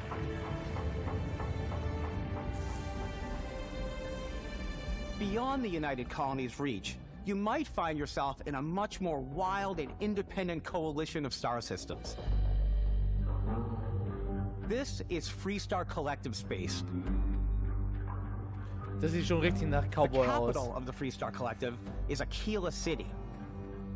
The Stone Root Inn is an Aquila City fixture. Ja, ich bin auch noch überlegen, Pinocchio. A ranger relies on judgment and intuition to do what's best for the people. Neon started out as a fishing platform, but is now known throughout the settled systems as a pleasure city, where almost ja, die anything Befürchtung habe goes. ich auch ein bisschen, Pinocchio. Da muss man immer drauf achten, das ist eine schwierige Balance. Wie gesagt, ich mag es nicht, auf einer Karte einfach Fragezeichen hinterher zu laufen, das ist wie Arbeit. Muss schon motivierend sein. Und Spaß machen. Everyone has been chewed up and ground up by Neon. Try not to get yourself killed, all right? Outside the bounds of civilized space, there are still plenty of unclaimed systems to explore, but these areas are also home to the most hostile factions in the galaxy. The great serpent hungers. Ich will noch ein bisschen Fighting sehen, ein bisschen Action-Gameplay. Ja, dankeschön. Oh, das war zu früh gefreut. This is the face of a brave runner here to challenge the Red Mile. They think the galaxy is theirs. They are wrong. It belongs to the Crimson Fleet. It always has. In Starfield, we're pushing our cities and settlements further than we ever have before. It's all there, waiting for you. A slice of ein bisschen mehr humanity's Fighting future. Gameplay. Ich will ein bisschen mehr konkretes Gameplay. Ja, ein paar Mechaniken haben sie gezeigt, aber ich will mehr länger am Stück. Throughout the galaxy, there are so many things to see and stories to experience. But the most important story is the one that you tell. I'm the type of person who spends hours in character creation, and I think people are going to be really excited when they see all of the improvements we've made. One of the biggest overhauls was done through our character generation system. We scanned a wide range of faces from different age groups and ethnicities. And by mixing and matching all that data, we were able to create highly detailed and diverse characters. Wasser holen, ich komm gleich. We use that exact system to create all of the characters and NPCs you're going to see in the game. So any character you see almost always is a character you could make yourself. Hey, come on, come on. Okay, take it easy. You were out cold. No physical damage. Mentally, the jury's still out. You know who you are? New recruit for Argos Extractors? Ring any bells? Any of this look familiar? You start your character creation journey as though you're cycling through employee records. You'll pick from a lineup of 40 presets, and that'll be your starting point. Your journey from there can be as detailed or as quick as you want it to be. This new system has more to offer than ever before. It's also the simplest character generation system we ever had. We let the player get as close as possible to make whatever they want. With the various facial marks you can blend together, the dermesthetic and makeup, blemishes, scars, piercings, teeth settings, it's a lot. But I think it's the most fun to use. Character creation is more than just how you look. This is also where you start to decide who you want to be. That's where backgrounds come in. Backgrounds give you a bit of backstory and start you out with 3 basic skills. Alles RPG-Klassiker eben, aber finde ich nice. You know, the crew still has a betting pool about which restaurant critic you must have crossed to wind up here. What's great about backgrounds is you never know when yours is going to come in handy. You could be in the middle of a fancy restaurant talking to some guy, and suddenly you learn he needs a beast hunter to help track down a monster. Fine. I probably should stick to professionals anyway, given what happened the last time. We're also giving you the option to customize your build even further by letting you pick up to 3 traits. Traits are completely optional, and they come with their own advantages and disadvantages. You could choose to meet your biggest fan. By Vectera! Is it really, really you? He'll join your crew and he'll give you gifts if you're willing to put up with his constant commentary. I can't believe I get to stand near you, breathing the same air. I've got to have every molecule. My favorite trait is kid stuff. Okay, that you got have to pay creepy. some credits to support your parents, but they're very sweet and it's really fun Also to Doring visit Fan wird's them. bei mir nicht. Honey, we got ourselves a visitor. Oh my god! I came across some hostile zealots in space, but because I had chosen a trait that made me the same religion as them, I was able to get by without any issues. There's another great one that gives you a damage buff when your health is low, but mercenaries will randomly show up and try to kill you. No matter what you choose, there will be plenty of ways for you to tell your story. And if you want to remove a trait, there are ways to do that too. What a view! Klang interessant. It's a feast for the eyes. Off we go to another adventure. We'll let you discover that on your wollte own. ihn der Doring Fan erschießen.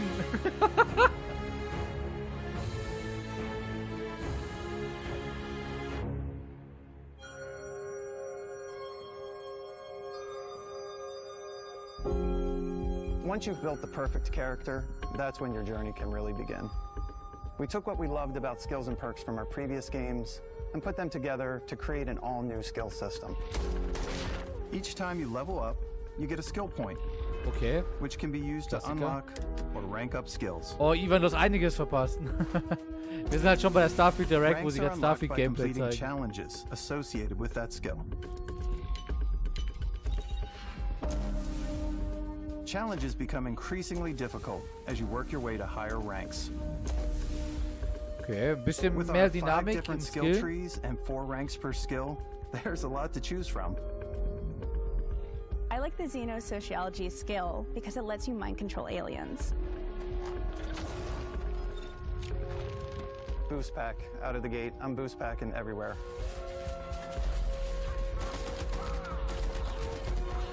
I like maxing out my physical tree so I can get neuro strikes and just punch my way through combat. Okay. That one's a lot of fun.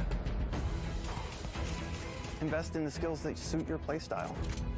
I'm very much a stealth player. So, I'm out there pickpocketing everyone.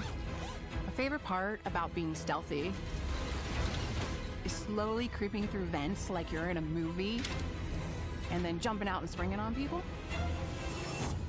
Whenever possible, I like to talk my way through situations. Ja, Jetpack sehe ich auch, ist ein Muss. Fine, I'll issue you an access card. I'm more of a run and gun player. Ey, immer wenn man Stealth anfängt, wenn man Khajiit I like First doing Run. that death from above thing where I boost pack over guys and I throw landmines at them. Okay. I like blowing stuff up.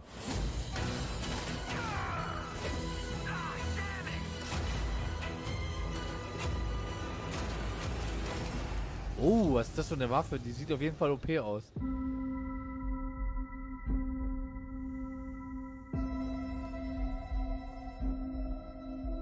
Exploration is a key aspect of all our games. In Starfield, there are full star systems with new life, resources, and adventures.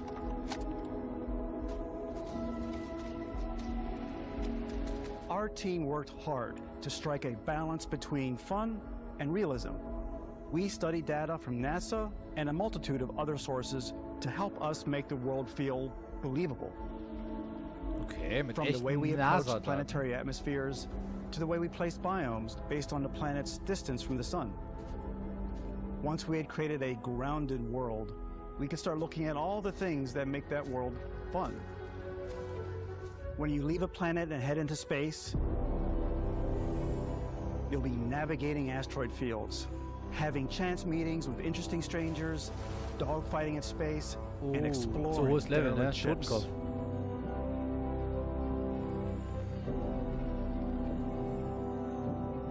It's all out there. Ultimately, it's about rewarding your curiosity, because whether it's on the surface of a planet, the alleys of a city, or the vastness of space, you never know what you'll find.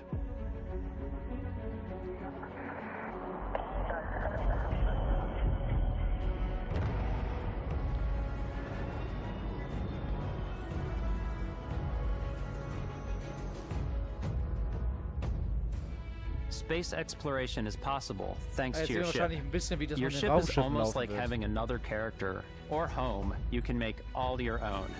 I think you'll be blown away by the amount of stuff you can do. You can buy a ship. I'm sure you can find something you like. Customize and upgrade that ship. And hire a crew to keep it up and running. And it all starts in spaceports. Every spaceport has a ship technician where you can purchase, sell, and modify ships. Anything I can help you with? Maybe you start off with a speedy fighter that's perfect for bounty hunting. Then you might round out your ship roster with a hulking space freighter to run cargo missions, or even do a little smuggling. For now, though, we're going to take our starting ship, the Frontier, and make some changes. You can customize and upgrade everything you see here, and you have two ways to do that. You can quickly upgrade individual systems like your weapons or shields, or you can deep dive and enter the shipbuilder mode. Here you can change anything, from the systems to the look and layout. Adding a new habitat module can give you more room for crew. Adding cowling can change your ship's overall silhouette. An improved grav drive allows for longer distance space jumps. You can even fully customize your paint job to get the exact look you want. The parts you choose to build with don't just affect your ship's stats. They'll also affect what you can do inside your ship. You can have modules for crafting, or for storing and displaying your weapons. Starfield's in-game ship manufacturers bring their own look and feel to every piece of your ship.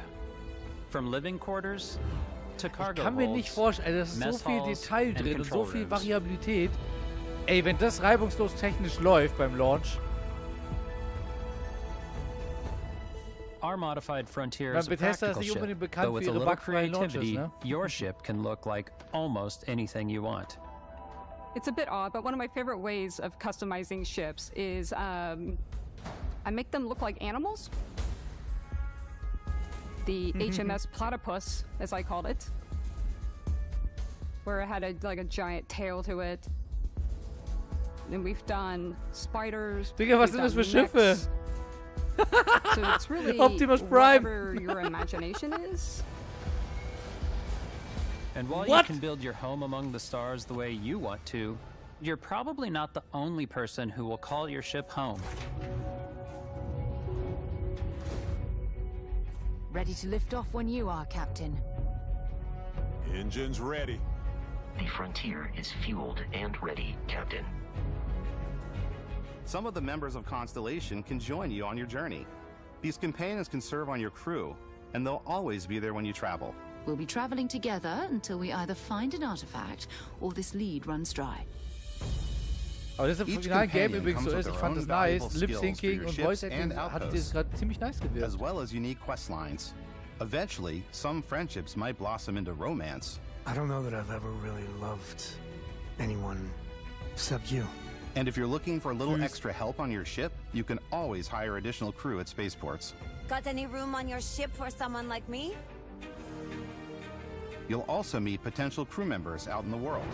Still think there might be a spot for me on your ship? I gotta get off this rock. Stell dir vor, man lässt ihn einfach auf dem Mond. And their unique skills will affect how they run. And just like companions, most crew members can lend a hand in the field. Take Bosco, for instance. He's designed around the core basics of a NASA machine. Please, avoid getting shot. You might die. I still wanted to give it almost a humanoid personality, so I elongated the limbs.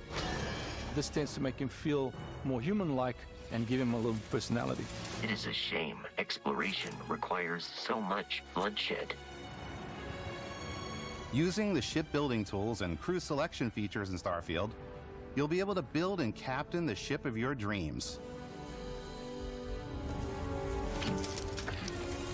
And now, let's take to the sky. Okay, jetzt sehen wir ein bisschen Space Gameplay. Sehr gut, das hat noch gefehlt.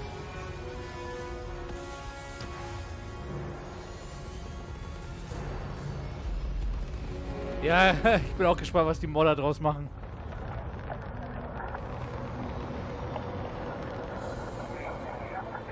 We're putting you in the cockpit of your very own spaceship and telling you that you can do pretty much Ihr wisst anything. ganz genau, welche Form really cool manche mit ihren Schiffen bauen werden.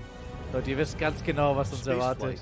Should be exciting and dangerous, and you should feel like you're in complete control every step of the way. We've extended that sense of control to ship combat. It's not about just hitting your triggers to fire your weapons. It's a complex dance between your piloting skills and our power allocation system. Boosting power to your engines will make your ship faster. Oh, das ist auch nice. Das ist so richtig, so, da fühlt man sich so ein bisschen wie Star Wars oder so. Will shorten the amount of time it takes before you can make a jump.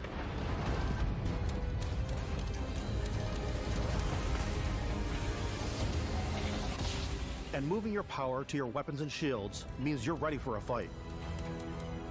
Der Name war richtig Mad Max. You should always be on your toes because you're not alone out there.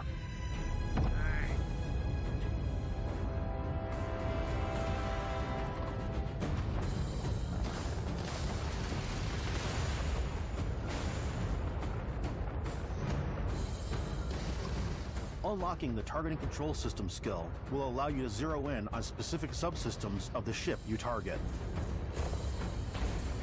Boah, so viele Details.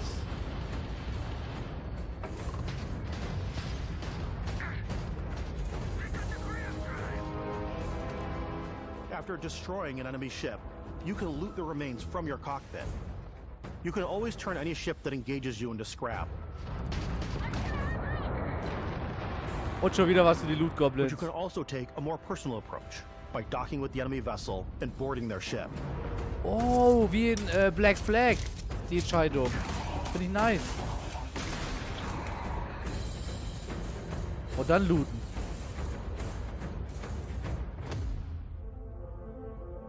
Once you've taken control of an enemy ship, it's yours. Add it to your fleet and retrieve it at any spaceport. Man kann eine ganze Flotte haben. But space is way more than fighting for your life. Just like when you're planetside, there are plenty of sights to see and stops to make on the way to your next adventure. Like these massive star yards.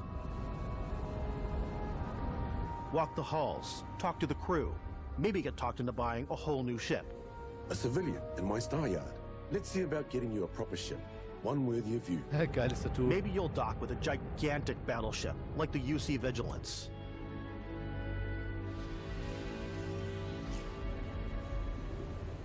Or rub elbows with the galaxy's wealthy elite on a cruise ship fit for the stars.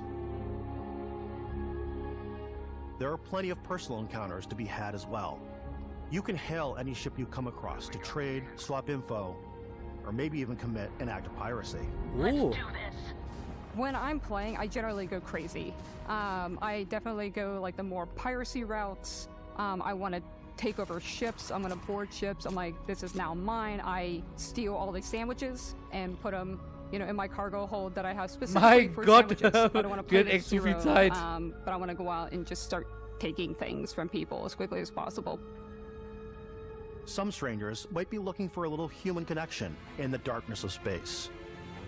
Hello, stranger. I just finished cooking up some food. If you want to come on over, just pop on by. Some of the best moments are the ones you discover on your own. The thing I love most about Starfield is that it is a Bethesda game through and through. It's really about going to strange new places, meeting interesting people, and getting sidetracked on zany adventures. Then realizing 2 hours later that you're involved in a completely new story. You're human. We thought we were the only ones to leave Earth. That DNA is so present here. It's in our random encounters, it's in our handcrafted quests, and it feels so cool to play it and just make your own path in this universe. There are over 1,000 planets out there, just waiting for you to visit. We want you to feel like explorers, breaking ground on new planets, exploring every inch of a mostly untouched galaxy. We want you to feel hopeful. We want you to feel this sense of awe and wonder, and sometimes a little fear. We're giving you a massive playground with a ton of toys, and just setting you free.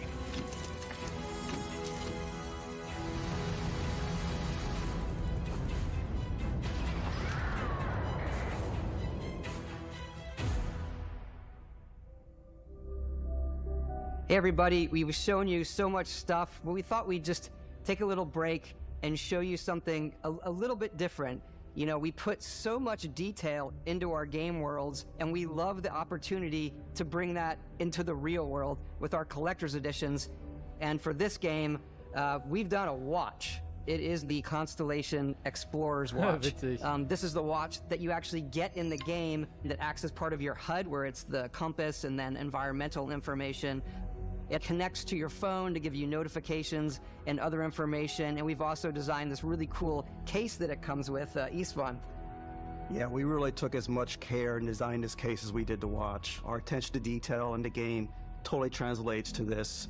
Inspired by the cases that the astronauts used during the Apollo era to bring back samples from the moon. It's got an intricate locking mechanism, authentic, heavy, comes with a Constellation patch, NATO strap, and the overall functionality and believability of this as something that would exist in the world, in the Starfield universe. Oh, and hey, take this. You'll find it very useful out there, and it even tells the time. We actually have something else. Now that we're part of Xbox, we get to work with the amazing people on the Xbox hardware team, and together we have created this custom limited edition Starfield controller. It's awesome. It is now, you know, our favorite controller. We love this because it's inspired by the actual controls of your spaceship. And not only that, we've created the first ever custom headset with Xbox. And this is a perfect pairing with that controller. Demon. Starfield. Ich fand der Controller sah schick aus. Der fand ich sah nice aus.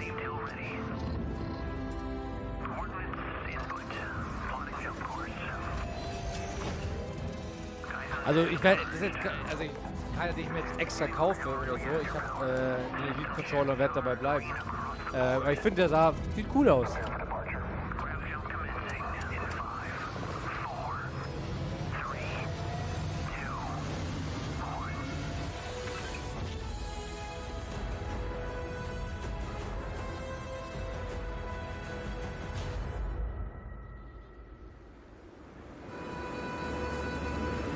In every one of our games, we always put so much care into all those little details that breathe life into our worlds. But Starfield isn't just a Bethesda Game Studios world, it's a Bethesda Game Studios galaxy. So why go this big with Starfield? Because we want to give you freedom on a galactic level. The freedom to experience both the exciting planets and the quiet ones. Scanning a planet before you land is a great way to get a sneak peek at the available resources you can use for crafting, building, and customizing. I think what's cool about this whole system that we generate the planet itself as a procedural content, but the handcrafted content itself comes as the player explore. Our system builds a planet as the player approaches it. We stitch together a block of terrain. After that, we have the system that adds interesting locations for the player to explore, creatures to encounter, ore and plants to pick up. It allows us to add that touch of environmental storytelling that Bethesda is known for. Aggressive creatures have been disrupting our experiments. Their habitat isn't far from here. If you could take care of them for us, we would be in your debt. So even if your friend were to visit the same planet that you had, you would have a different story to tell.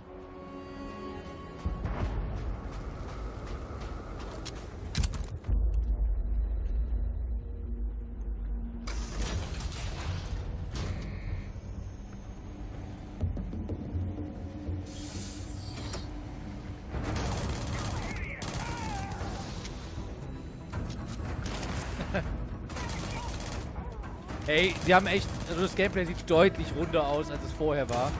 Im letzten Trailer sah das so abgehakt aus. Ich glaube, die haben da echt hart drüber improved. Der Delay hat auf jeden Fall gut getan. It's completely up to you how you want to interact with each planet. Whether you want to explore and see what you can find, harvest resources and be on your way, or simply take in the views. With the help of your scanner, you'll chart the uncharted and discover exotic wildlife. If you have the skills, you can even figure out that certain creatures and plants, you can build an outpost and produce resources from those plants and animals. You can get experience and rewards for fully surveying planets and fully surveying a whole system. When we were concepting these creatures, we really wanted to think of them as natural to the environment. We didn't want alien monsters. We wanted native wildlife. Something you've never seen before. When it comes to our exteriors, when the sun moves, all that light is calculated in real time through the atmosphere. Our biggest goal for lighting with Starfield was to make the game feel more filmic, to use lighting and color to really make it feel more Das beschreibt, glaube ich, ganz gut, cinematic. Demon, aber die Menge an Details ist schon überwältigend tatsächlich.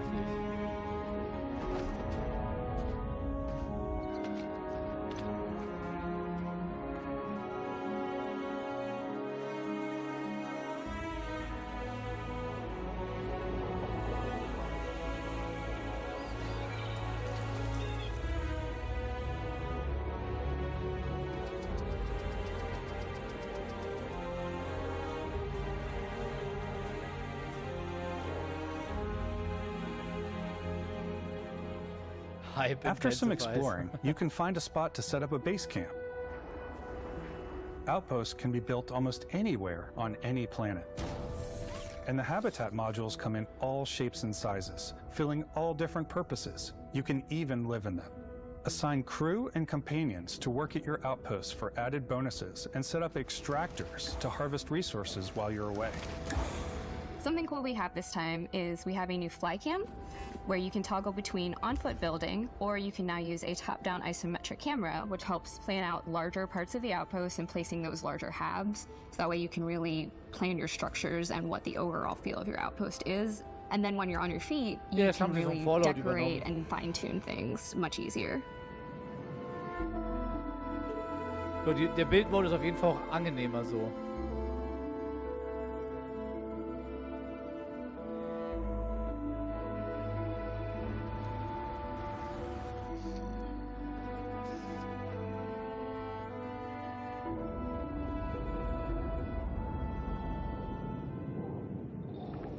Add crafting and research stations in your outposts to utilize any resources you find or already have. Mod your weapons to adapt them to your playstyle. Different weapon sights and scopes, larger magazines, a selection of grips and barrels, different ammunition like explosive rounds. All you stealth players out there will surely need a suppressor.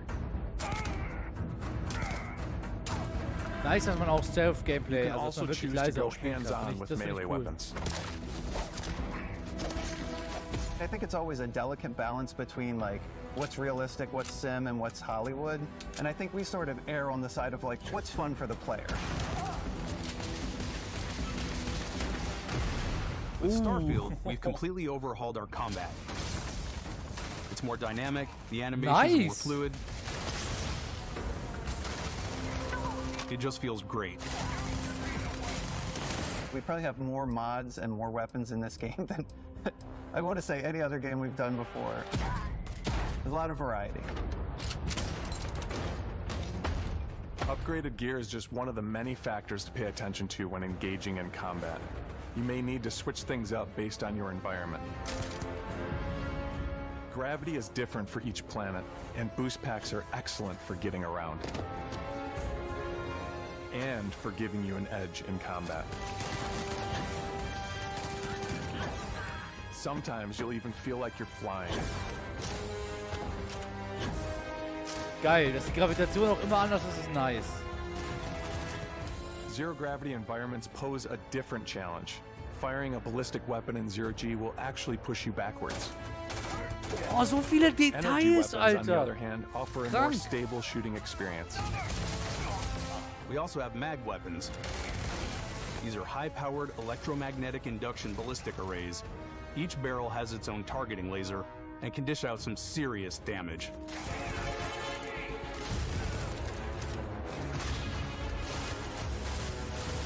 Whether you want to get up close and personal with your own two fists, Or you might have compact weapons like pistols and submachine guns.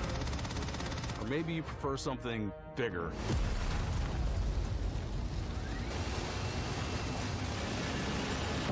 Starfield's got you covered. Lichtschwerter wäre witzig, ja.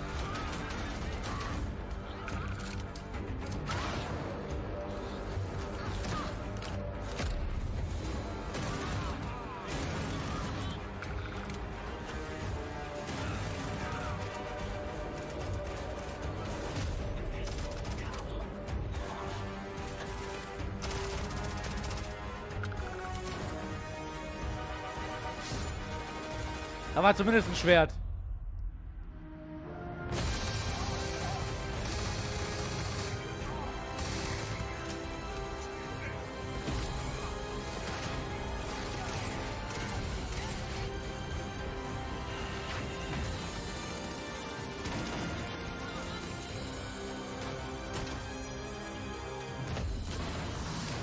Oh shit.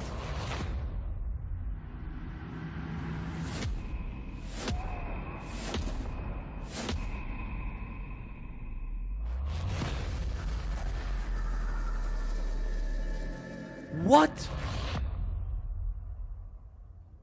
Thanks again for being with us today. We are just Was so war das? grateful Gibt es jetzt auch so that you've Skills taken the oder was? time and spent it here. I know there was probably a lot to take in. There's a lot to the game, even more than we could show here. What?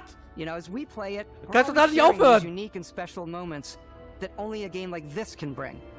When I think about what makes it special, it really is the people here. This game is a reflection of the incredible and passionate team that made it. All of them putting something special of themselves into it. So let's hear some of their favorite moments. I love the way that our final combination of all the new tech has come together to create some of the most beautiful sunsets and sunrises we've ever had in any of our games. I love the creatures, the exploration, every biome is different. The word that comes to mind is vast. I like to use our photo mode to take rock star photos. I just love that constant feel of discovery and, wow, I can't believe that there's more here. I'm most excited about our outpost building systems. My favorite part is every time you step out on a planet, it's a unique experience. You spend all this time building your ship, and you see it on the landing pad. These things are gigantic. It's the kind of thing that you just can't get anywhere else. There's something about seeing a tower over in the distance and going, I know the gravity's low here. I think I can make that jump. My favorite part is biomes, spaceships, audio design, planets, The day-night cycle, those details matter to me. Diplomacy, exploration, freedom, the ending, Basco, obviously. I love the robot so much. The incredible amount of worlds we created. Sniper rifles, come on. Lever action, rocket launcher, brain sprout. Was? I love, but some people might find creepy. I don't know. I know it's right, Ben. Was ist ein The Brain thing Sprout? that I enjoy most about the game is the freedom to be who you want to be, do what you want to do. It's what you've come to expect from a Bethesda title, but on a much bigger scale. Ah, ich dachte, das ist irgendwas, was die Leute, also die Viecher. Ah, okay, das On Viech behalf hieß of so. all of us, we can't wait for you to play Starfield and make your own special moments. Let's go. Good luck, Constellation. You are go for launch.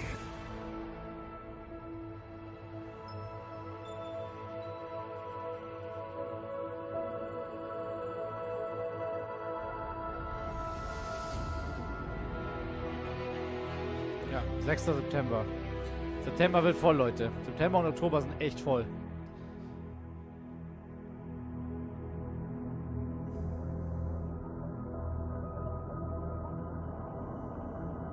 Oh, in Early Access gibt es für Vorbesteller, okay. Interessant.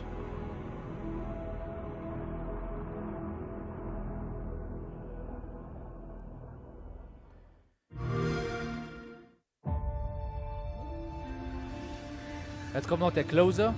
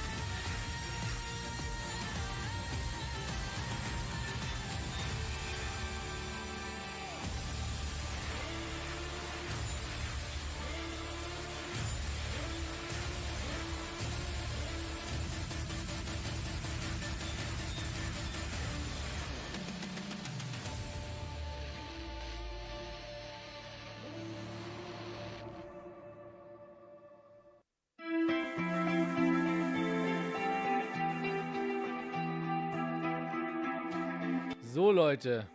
Wir haben es geschafft. Die Show ist vorbei. Thanks for watching.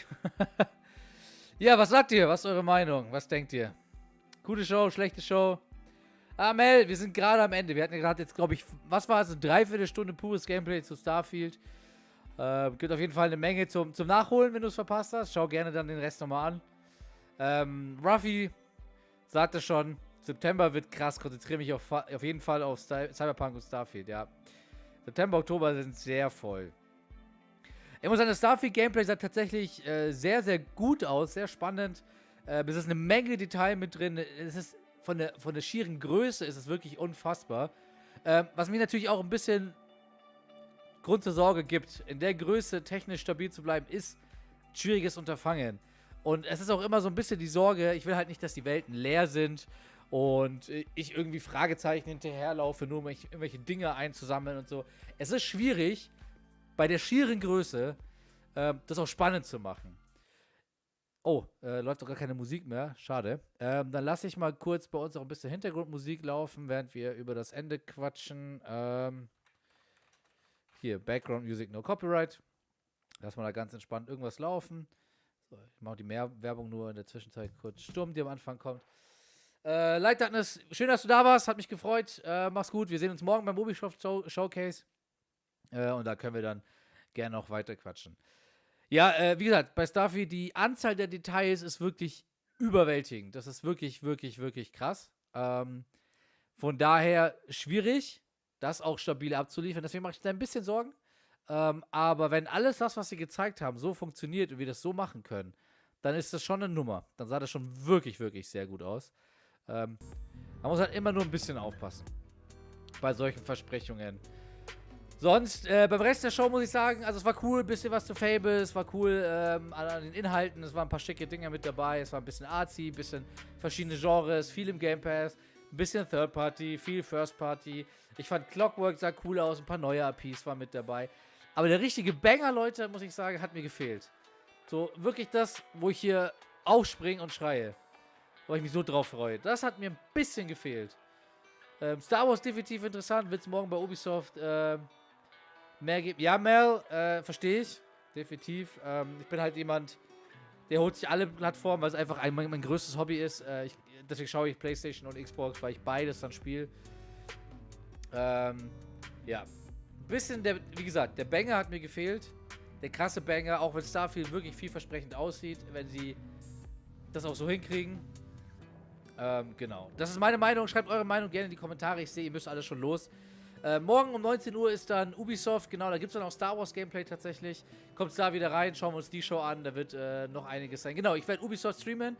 Erneut morgen um 19 Uhr startet. Ich bin eine Viertelstunde vorher online, damit wir halt wieder wie heute ein bisschen früher dazu quatschen können. Dann entlasse ich euch alle. Hat mich wirklich sehr gefreut. Cool, dass ihr da wart. Ich habe auch dieselben Namen wieder gesehen. Ruffy, danke für dein Follow. Schön, dass du mit da warst. Mel, es war schön, dich zu sehen. Light Darkness. Ivan, Pinocchio, cool, dass du mit dabei warst. Mad Max, an euch alle. Es war echt wieder sehr cool. Demon, du natürlich auch. Morgen dann Ubisoft. Ja, bleibt eigentlich nur noch eins zu sagen. Wenn ihr mich supporten wollt, das freut mich immer mega, kommt auf Twitch und drückt auf den Follow-Button, weil ihr seht, wir machen viele Videos und ich merke, die gefallen euch und das freut mich auch immer. Aber wir tun uns echt schwer beim Streamen, mehr Leute zu erreichen. Also wenn ihr uns supporten wollt, freue ich mich natürlich sehr drüber, wenn ihr ein Follow da lässt. Sonst sage ich, einen schönen Abend, Leute. Cool, euch alle gesehen zu haben. Macht's gut und bis zum nächsten Mal.